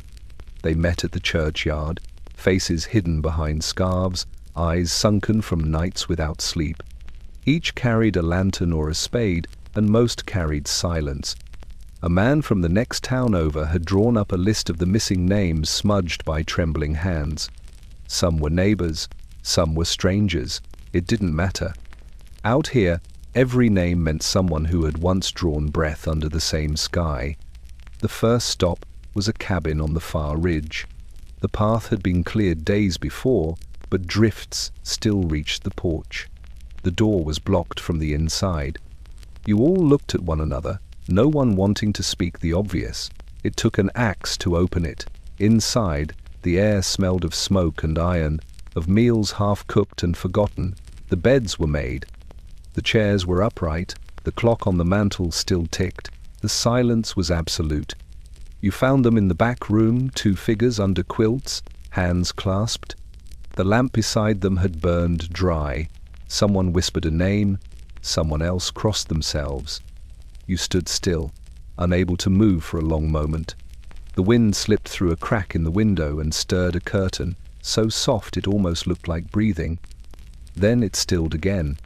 By noon there were more names crossed off the list, some with bodies, some without. The snow had begun to soften in places, revealing strange shapes underneath, the edge of a wagon wheel, a shovel handle, the corner of a roof. Everywhere, you saw traces of people trying to hold out footprints that led nowhere, doors barricaded with furniture, candles burned down to the wick. It was the story of the storm written in fragments, scattered across the mountainside. Back in town, the schoolhouse had become a record hall. Sheets of paper lined the walls, covered in lists and notes found here, still missing, confirmed, gone. People came and scanned the columns with eyes that didn't blink. Some found what they were looking for, some didn't. Some walked away without saying a word. That night, you sat by the window and looked out over the valley. The lanterns of the searchers still dotted the hills like drifting stars. You wondered if the dead could see them, if they recognized the light as belonging to the living. You reached for a pencil and began writing the names you remembered, one by one, on the back of an old calendar. It wasn't official, but it felt necessary. When you were done, you stared at the paper for a long time, the black ink gleaming in the lamplight. Then you folded it once, carefully, and whispered into the quiet room. They were here. Because sometimes that was all a name needed to mean. By the 19th day, the snow had begun to settle, but the cold refused to lift. The world had stopped raging, yet it still tested everyone who remained. The storm had stolen so much warmth, movement, certainty, but in its wake, something fragile had begun to grow, a warmth made by hands, not by weather. The valley, once a collection of scattered homes, had become a single body. Every house was a limb, every neighbor a heartbeat. If one shivered, the others felt it. The plows had carved narrow veins through the snow, paths that led not just to stores or churches, but to one another. People carried warmth the way they carried water in pots, in jars, in their arms. You spent the morning walking the new path between houses, a pot of stew wrapped in blankets to keep it from freezing. The steam rose faintly through the cloth, smelling of onions and smoke. When you knocked on the first door, an old man answered, his beard white as the drifts, his hands trembling as he took the pot. He didn't thank you with words. He just placed a hand on your shoulder, heavy and warm, and nodded once. It meant more than speech ever could. At the next house, a widow had opened her door to 3 children from down the road. They sat near her stove, faces flushed from heat and hunger, their coats steaming in the glow. She ladled soup into tin cups and laughed when the youngest spilled his. It wasn't the laughter of someone happy, but of someone remembering how to be human. Everywhere you went, kindness moved like a current. Gloves changed hands, bread was divided and divided again, until there was almost nothing left, yet somehow it was always enough. The coal that had been hoarded during the storm now burned in stoves that didn't own it. Warmth became communal, not something kept, but something shared. By evening, the sun dropped low, painting the snow in rose and gold. Smoke curled upward from every chimney in the hollow, rising in gentle spirals that met in the air and mingled. It looked, for a moment, like the mountains were exhaling. That night, people gathered in the schoolhouse again, not for mourning, but for mending. Someone had fixed the radio. It crackled weakly, then played a song, faint and thin, but music all the same. A child clapped. Someone else started to hum. You felt the sound spread through the room like fire through dry wood. When you stepped outside, the cold still cut your skin, but it didn't feel as sharp. Windows glowed all down the valley. Inside each you could see silhouettes leaning close to one another, passing plates, sharing blankets, talking softly. The storm had taken warmth from the world, but in its absence, people had relearned how to make it. Not from coal, not from wood, but from one another, from the heat that only kindness leaves behind. By the 20th day, people spoke of the sun as though it were a rumor. It had shown itself briefly after the plows came through one pure, blinding day of light, and then vanished again behind an endless shroud of grey. The sky hung low over the ridges, flat and unyielding, a lid sealing the world beneath it. You could feel its weight in your shoulders, in your breathing, in the way sound no longer carried right. You woke that morning to the same dull light seeping through the curtains. The frost on the inside of the window pane had melted and refrozen in delicate veins that looked almost like roots. Beneath it, the world outside was colorless, blurred. The air felt heavy again, not with wind, but with stillness. Even the snow seemed tired of itself. The radio had gone silent sometime in the night. The batteries had died, and the generator had frozen despite your best efforts. The silence it left behind was unbearable. You'd grown used to that faint hum, that lifeline of static and faraway voices. Now there was nothing, only the soft ticking of ice falling from the eaves. When you stepped outside, the cold met you like a memory. It wasn't the violent cold of the storm, but something slower, more patient, the kind that seeps into bone and lingers. The sky above was the same color as the snow, erasing the horizon completely. You could walk for hours and never tell if you were going forward or standing still. Down the valley, the sound of axes echoed faintly. The men were cutting through frozen trees for firewood, the rhythmic thud carrying like a heartbeat through the stillness. You joined them, grateful for the noise, the movement, the illusion of progress. Every strike of the axe rang sharp in the air, then faded into a vast, muffled quiet. By midday, clouds rolled even lower, swallowing the ridgelines. The light dimmed until day and night became indistinguishable. A flock of crows, the first you'd seen in weeks, passed overhead, black shapes cutting through the white gloom. Their cries sounded strange, like laughter that had forgotten what it meant. You thought of the sun often now. You tried to remember how it felt, its weight on your skin, the smell it brought when it touched thawing soil. But memory and wish began to blur.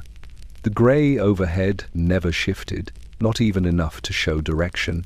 It wasn't a sky anymore. It was a ceiling. That night, you lit 2 lamps instead of 1. The glow spread weakly across the room, pooling on the walls, casting long shadows that swayed like ghosts. You sat beside the fire and stared at the faint reflection of the flame in the window, a small, stubborn light fighting an endless expanse of grey. Outside, the world held its breath again. The mountains, the trees, even the rivers beneath the ice seemed to wait. The storm had passed, yes, but the sky would not clear. It was as though winter itself was watching, deciding whether to let go or to stay forever.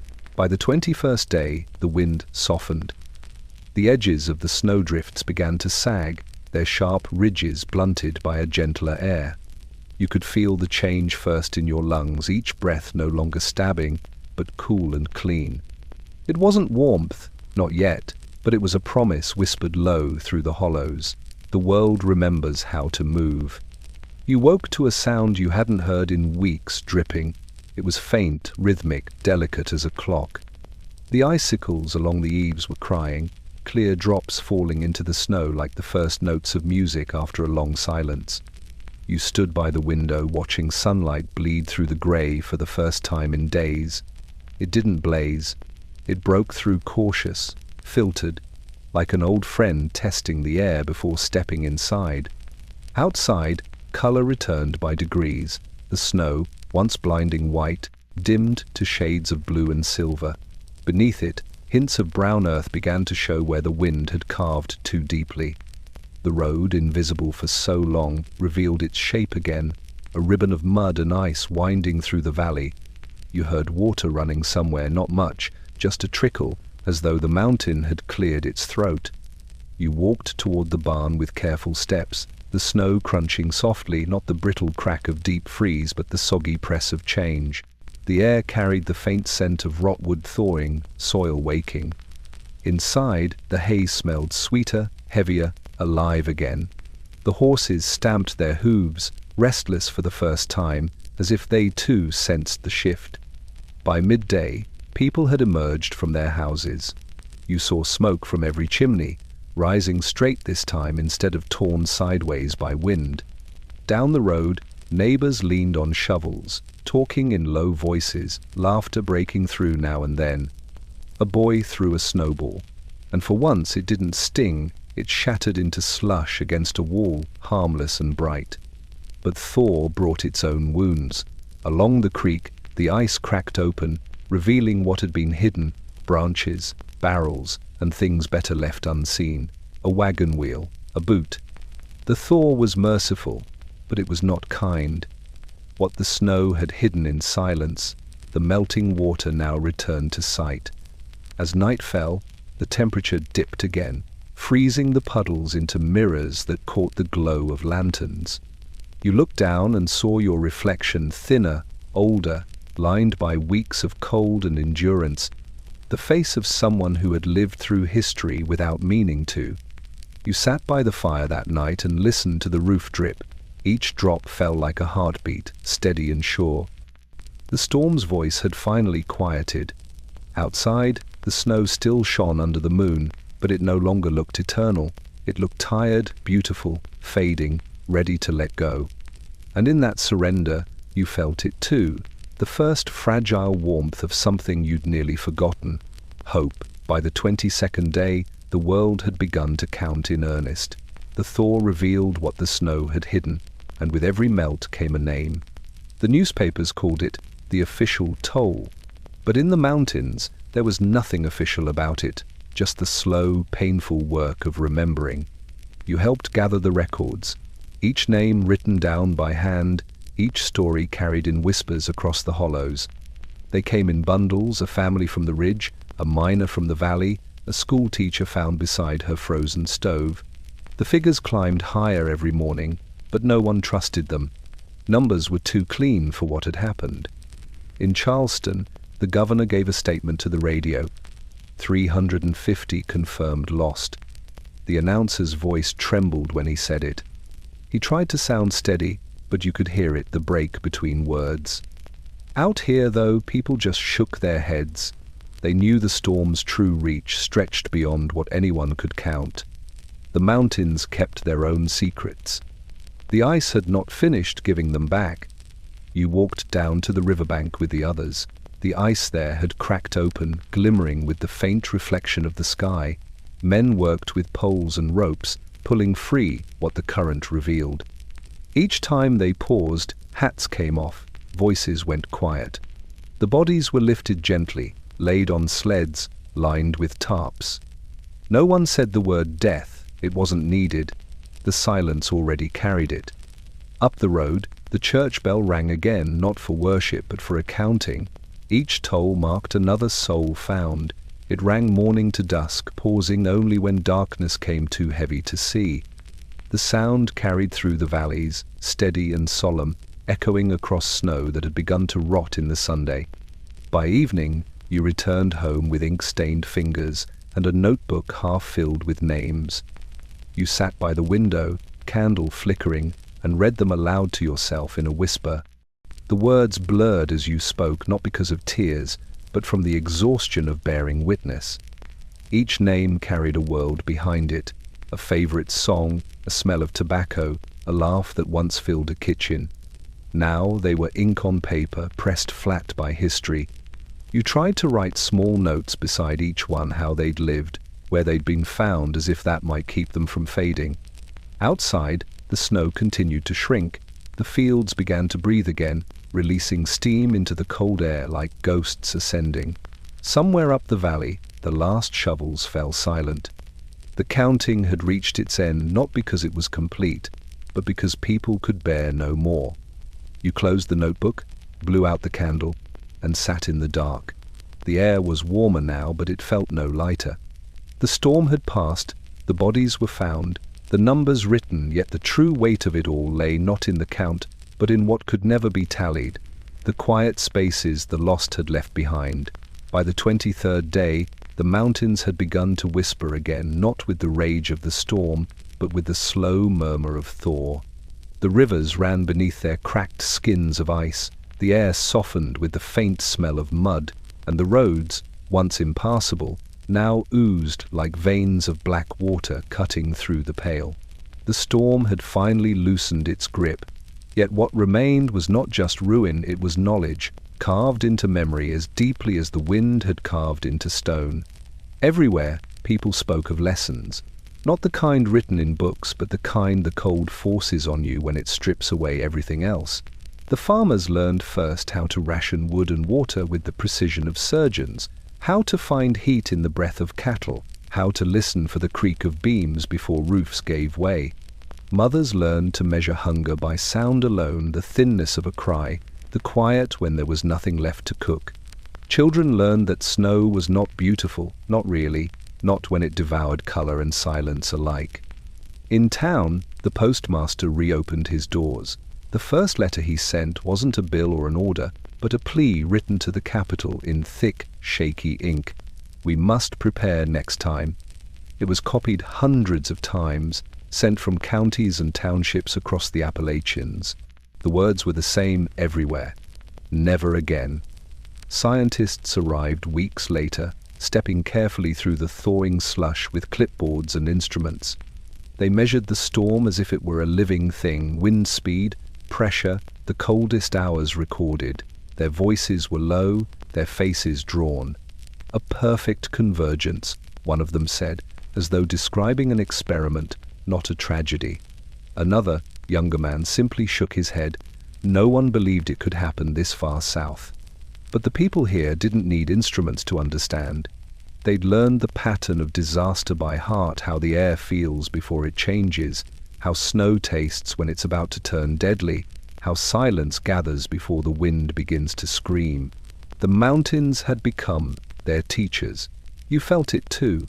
In the quiet that followed, you realized how much you'd been remade by cold, your patience stretched, your senses sharpened. You'd learned to hear the subtle language of the world, the groan of a roof beam, the sigh of thawing ice, the difference between stillness and danger. You no longer flinched at quiet, you listened to it. That night, you wrote a note on a scrap of paper and pinned it to the wall near the stove. What we survive becomes our knowing. Outside, the snow dripped from the eaves in long, steady threads.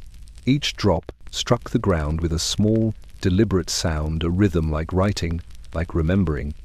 The blizzard had ended, but its lessons, patience, resilience, mercy, would not melt with the snow. They had frozen themselves into the bones of everyone left behind, waiting to be passed down when the next wind rose. By the 24th day, the word Thanksgiving had returned, though it meant something new now. It wasn't a date circled on a calendar, nor a feast prepared in warmth. It had become a marker in the memory, a day when time had frozen, and survival itself had been the only prayer. Yet, as the snow shrank and the hills emerged again, people began to speak of it softly, almost tenderly, as if naming it might help the ache settle. The churches opened first. Their pews were rough with salt and melted ice, but the doors stood wide, and the bells repaired with rope and stubbornness rang again. The sound was different now. Not celebration, not mourning, but something in between. A recognition. You went, like everyone else. The path to the chapel was muddy, streaked with the grey remains of snow. The air smelled faintly of thawing pine and smoke. Inside, candles flickered in mason jars, their light reflecting on damp walls. There was no choir this time, no music, just the sound of feet on the floorboards and the gentle clearing of throats. The pastor didn't stand behind the pulpit, he stood among the people. His coat was patched, his hands red with cold. "Last year," he said, voice trembling, "we gave thanks for what we had. This year, we give thanks for what remains." Heads bowed, no one moved. Someone began to hum low, uncertain, and others joined in. It wasn't a hymn anyone remembered clearly, but the tune carried. You closed your eyes, and for the first time since the storm began, you felt something warm inside your chest that didn't come from fire. After the service, people lingered outside, faces turned to the weak sun that filtered through the thinning clouds. Children ran along the road, kicking at slush and laughing at the mess it made. Their joy sounded fragile, like bird song after thunder, but it was real. You watched them and thought, this is what it means to begin again. At home, your mother set what food she had on the table: a few potatoes, some beans, half a loaf of bread. She lit a single candle, though it was broad daylight, and said nothing. You both sat there for a long moment before she reached across and took your hand. "We'll remember this one," she said quietly. You nodded. You already knew you would. Not the hunger, not the fear, but the stillness, the strange peace that had come after. The kind that only follows a storm strong enough to strip the world bare. That night, when the wind picked up again, not fierce this time, just restless, you didn't flinch. You listened. The snow on the roof melted in slow drops that tapped the gutters like the ticking of a clock. Time had begun again. Thanksgiving would never be the same, but maybe that was its truest form, not a feast, not a ritual, but the quiet act of saying we are still here. By the 25th day, the photographs began to surface. Newspapers from across the country arrived by rail, their ink still smelling of oil and urgency, and people gathered at post offices and general stores to see what the rest of the world had seen of them. The storm that had swallowed the mountains now lived on in black and white. Stark, grainy images printed on rough paper, each one more unbelievable than the last. You held one up to the light, a picture of a farmhouse half buried to its roofline, the chimney barely visible above the drift. Another showed a man standing atop what should have been a telephone pole, the caption reading, "Snow levels reached 25 feet in West Virginia." There were photos of trains entombed mid-track, of barns cracked like shells, of people wrapped in blankets being led by soldiers through streets that looked more like glaciers. In those pictures, the snow was not soft or gentle. It was a landscape made of silence, every shadow a wound, every light a reminder. The faces caught in those frames looked almost holy in their stillness. You could see the fatigue in the eyes of mothers holding children wrapped in quilts, the hollow stare of men standing beside wagons of firewood and loss. There was no posing, no pride, only witness. Someone had hung the papers on the wall of the schoolhouse, pinning them in neat rows.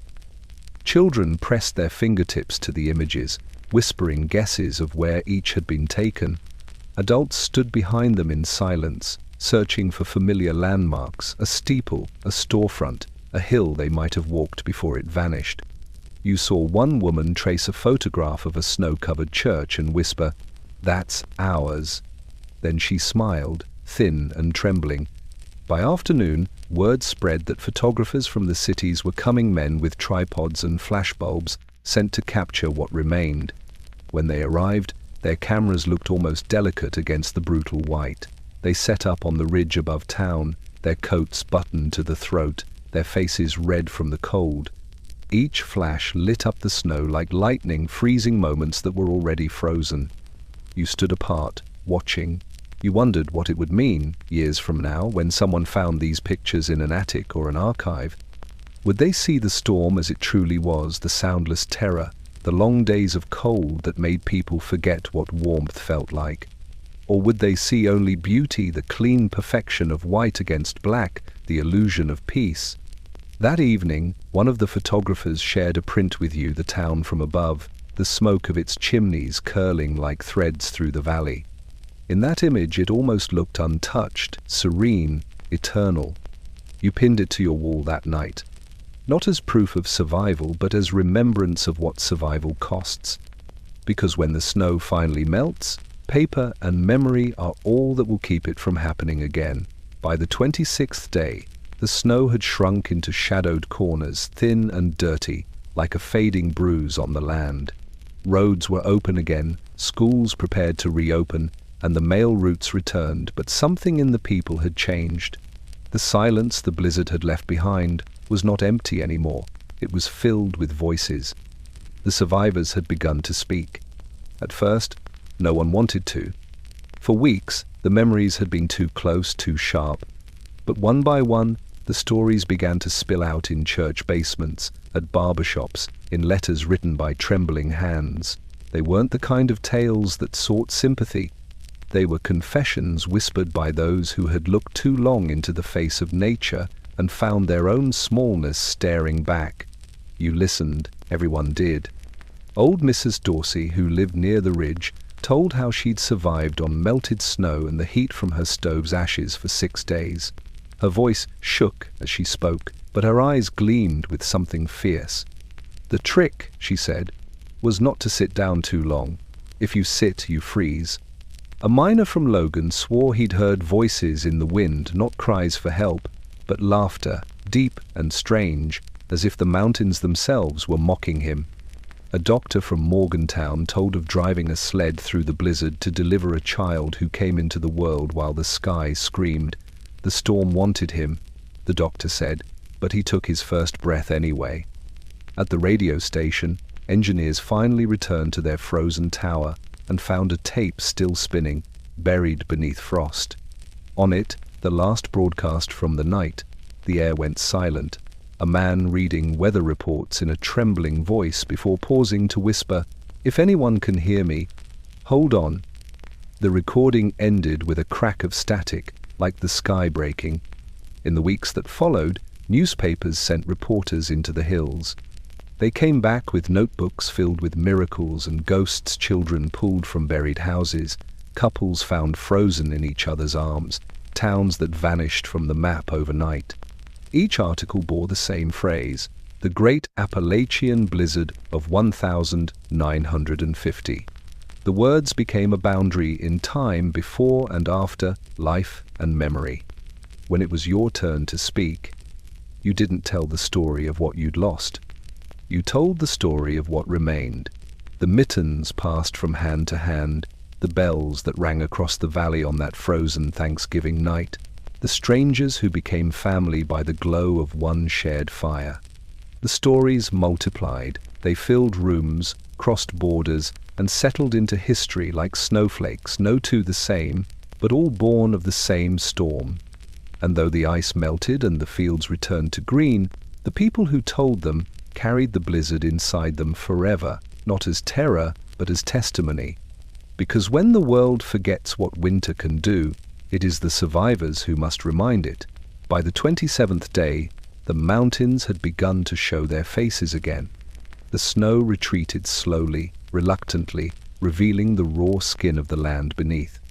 Trees bowed under the weight of ice that now fell in shards, glimmering in the sunlight like broken glass. Roads gleamed with thawing mud, rivers stirred beneath thin crusts of ice, and everywhere you looked, the world seemed to be exhaling. But endurance in the Appalachians had never been about returning to what was before. It was about becoming something new each time the world tried to erase you. The hollows filled again with sound. Axes rang through the timber, saws sang their coarse songs, hammers found rhythm in repair. The windmills turned once more on the ridges, their vanes groaning as if waking from sleep. Smoke rose from chimneys that had long gone cold, curling lazily into a pale blue sky that looked far too soft for what it had done. You helped rebuild fences that had been swallowed whole. The posts came up one by one from the snow, slick with ice, their bases black and damp. The work was slow but steady. The ground, though frozen, still answered to the shovel proof that the mountain had not died, only slept. Neighbors you hadn't seen since before the storm began stopped by to trade stories, tools, and warmth. No one mentioned loss directly. It was there in the pauses, in the way eyes lingered on empty spaces where houses had stood, or in the tone of laughter that sounded more like disbelief than joy. Yet life was happening again, quietly and stubbornly.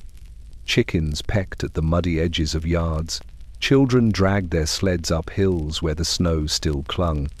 The smell of wood smoke and stew replaced the scent of ice and fear.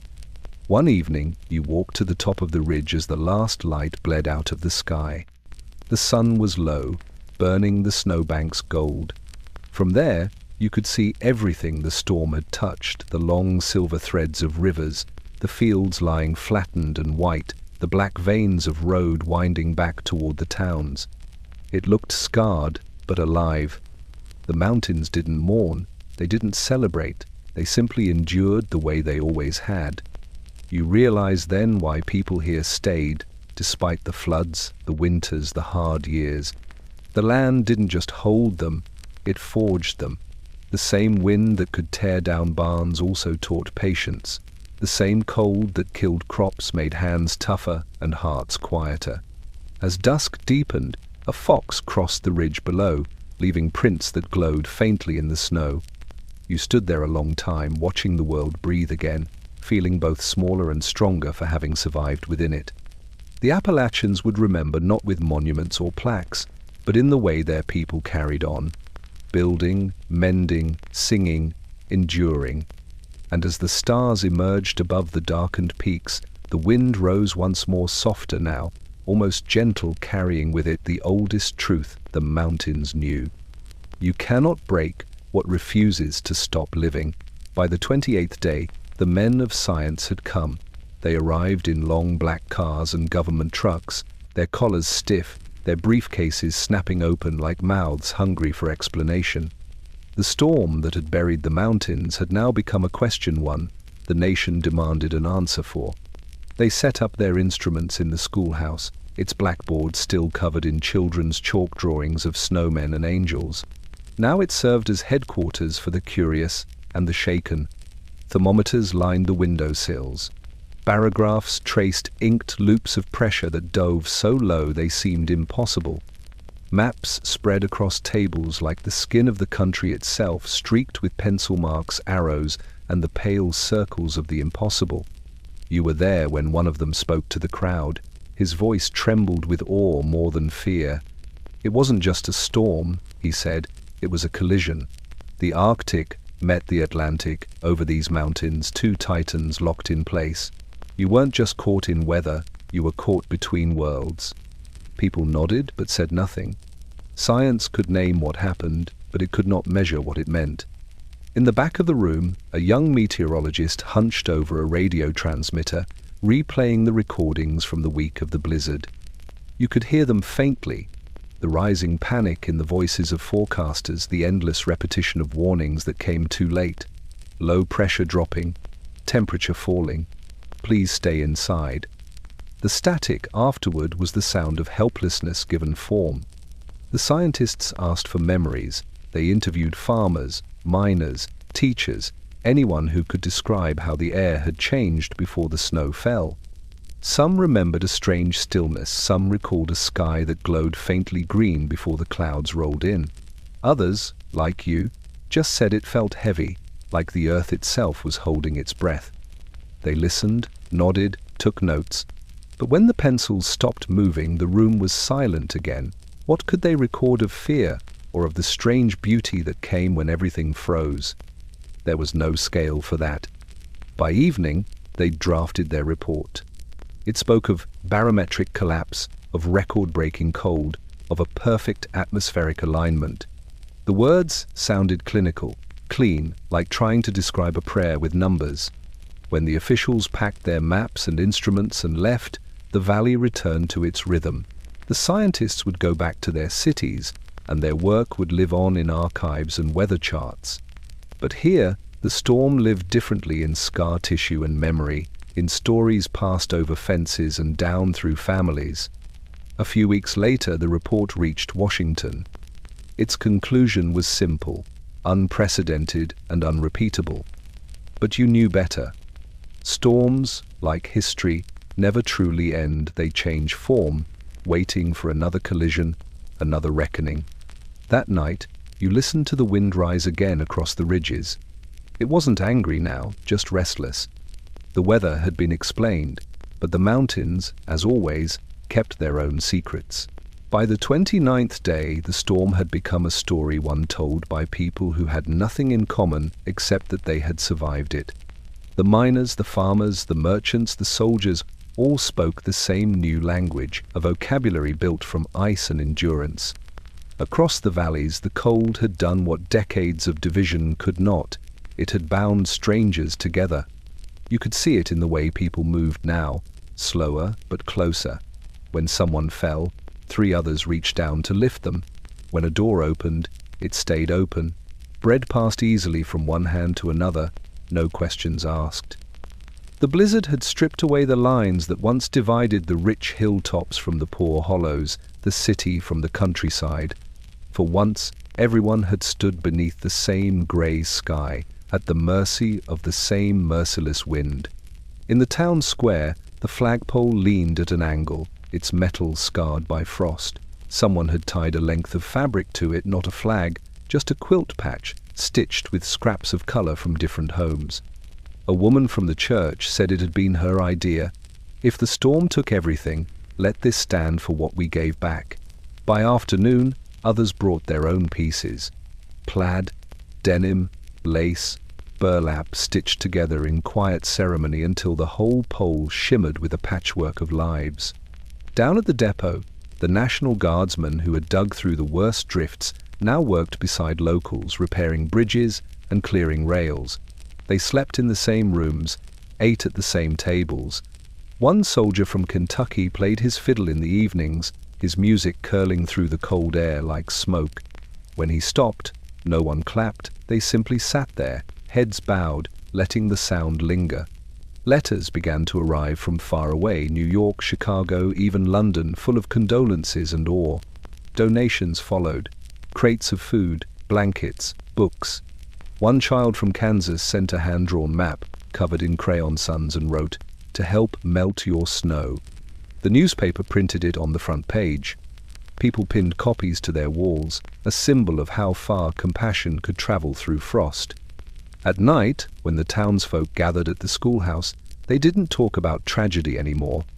They talked about the things the storm had revealed, the quiet bravery of a neighbor, the kindness of a stranger, the resilience buried in every act of care. "It made us see each other," the pastor said softly. "That's what the cold does. It takes everything but leaves the truth." You walked home beneath a sky filled with low, glowing clouds, the snow beneath your boots crusted with moonlight. From every chimney, smoke rose upward in thin ribbons, crossing paths, twining together in the air. For the first time in a month, the cold didn't feel like an enemy. It felt like a witness, the silent bond that had frozen 1,000 souls in the same long night and reminded them, when morning came, what it meant to belong to one another. By the 30th day, the mountains were no longer silent, yet the echoes of the storm lingered in every hollow. The sound of melting filled the air, steady, rhythmic, relentless. It came from roofs, from trees, from the blackened mouths of culverts, the quiet percussion of a world learning how to move again. But beneath it all, you could still hear something else. The snow itself seemed to remember. You noticed it first one morning while walking along the ridge. Every step released a soft sigh, the sound of packed frost surrendering. The drifts that once rose taller than barns were shrinking fast, leaving strange shapes behind, arches, hollows, walls carved by the wind. They looked like ruins, the bones of the blizzard itself. When the breeze shifted through them, it made a low, humming noise, as if the storm was still breathing. In the hollows below, the rivers had broken their chains. Ice cracked in deep, echoing booms that rolled through the valleys like distant thunder. People paused when they heard it, not out of fear but reverence. The land was speaking again. Children were the first to make peace with the remnants. They built forts from the last mounds of snow, carving tunnels through them and shouting into the white caverns just to hear their own voices come back.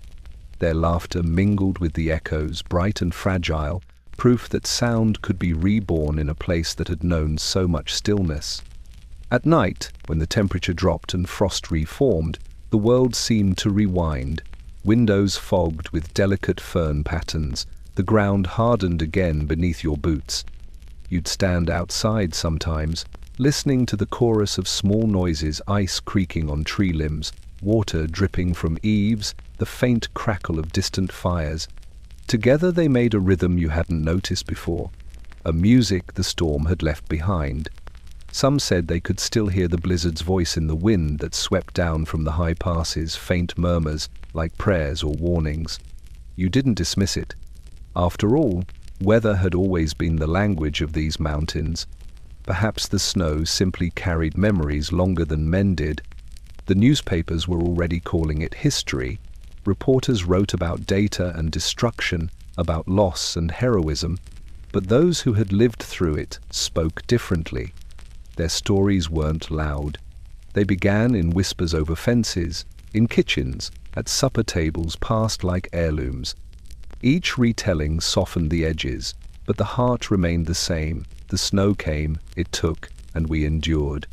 One evening, standing on your porch, you cupped your hands around a candle and watched its flame bend in the cold wind.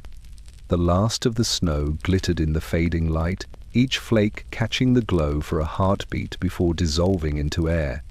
You thought you heard the faintest whisper, then not warning, not lament, just the echo of a world remembering itself. The storm was gone, but its song, carried on wind and water, would live forever in the mountains that had survived it. By the 31st day, spring waited at the edges of the map, a pale hint of green at the lowest slopes, a softness in the light, but the mountains were still half asleep, wrapped in their slow thaw. The people had begun to move forward again, but the land itself was still dreaming, still murmuring through ice and mud and memory. And if you listened closely, you could hear it the way the mountains remember. You walked up the ridge that morning, following a trail that hadn't existed a month before. It wound through snowmelt rivulets and fallen branches, across the skeletons of fences long buried. The air smelled of wet earth and pine sap, sweet and raw. Beneath your boots the ground was soft, breathing again. You paused at the top, where the view stretched wide ridges layered like waves, their crests streaked with the last ribbons of white. It was hard to believe that just weeks ago this same horizon had been erased, the sky and earth welded together in endless frost. Down below, the valley shimmered, rivers ran brown and wild with meltwater. The fields were bruised but waking, dotted with the dark shapes of men and women turning soil again. From every chimney rose smoke, thinner now, carrying the smell of bread instead of desperation. The mountains had swallowed the storm and were giving back life in slow, steady exhales. You sat on a fallen log and watched the light change. It slid over the hills like a hand smoothing a wrinkled blanket. Birds returned first cautious, curious, their calls piercing the quiet like questions. A hawk circled high above, its shadow skimming the thawing fields. Each sound, each movement felt sacred, as if the world were relearning the art of sound after so much silence. In the town below, people were rebuilding what the snow had stolen. Fences straightened, barns mended, seeds pressed into damp ground. Children played in the last of the snow, sculpting it into shapes that melted almost as soon as they were made. Every act, every motion, seemed to whisper the same refrain, "We are still here." You took a small stone from the ground, smooth, river-worn and cold to the touch, and turned it in your hand. It felt older than anything you could name. You knew that long after people forgot the headlines and numbers, the mountain would still hold the story. In the soil, in the riverbeds, in the tree rings marked by that frozen month. The land never forgets. It folds memory into itself and waits for those who care to listen. As dusk settled, mist crept from the hollows, soft and blue. The wind rose, threading through the pines in a voice low and familiar. You could almost mistake it for the storm returning, but no, this was gentler, older, the sound of the mountains speaking to themselves. They were not mourning, they were remembering, and in that remembrance, promising that life, like the thaw, always finds its way back.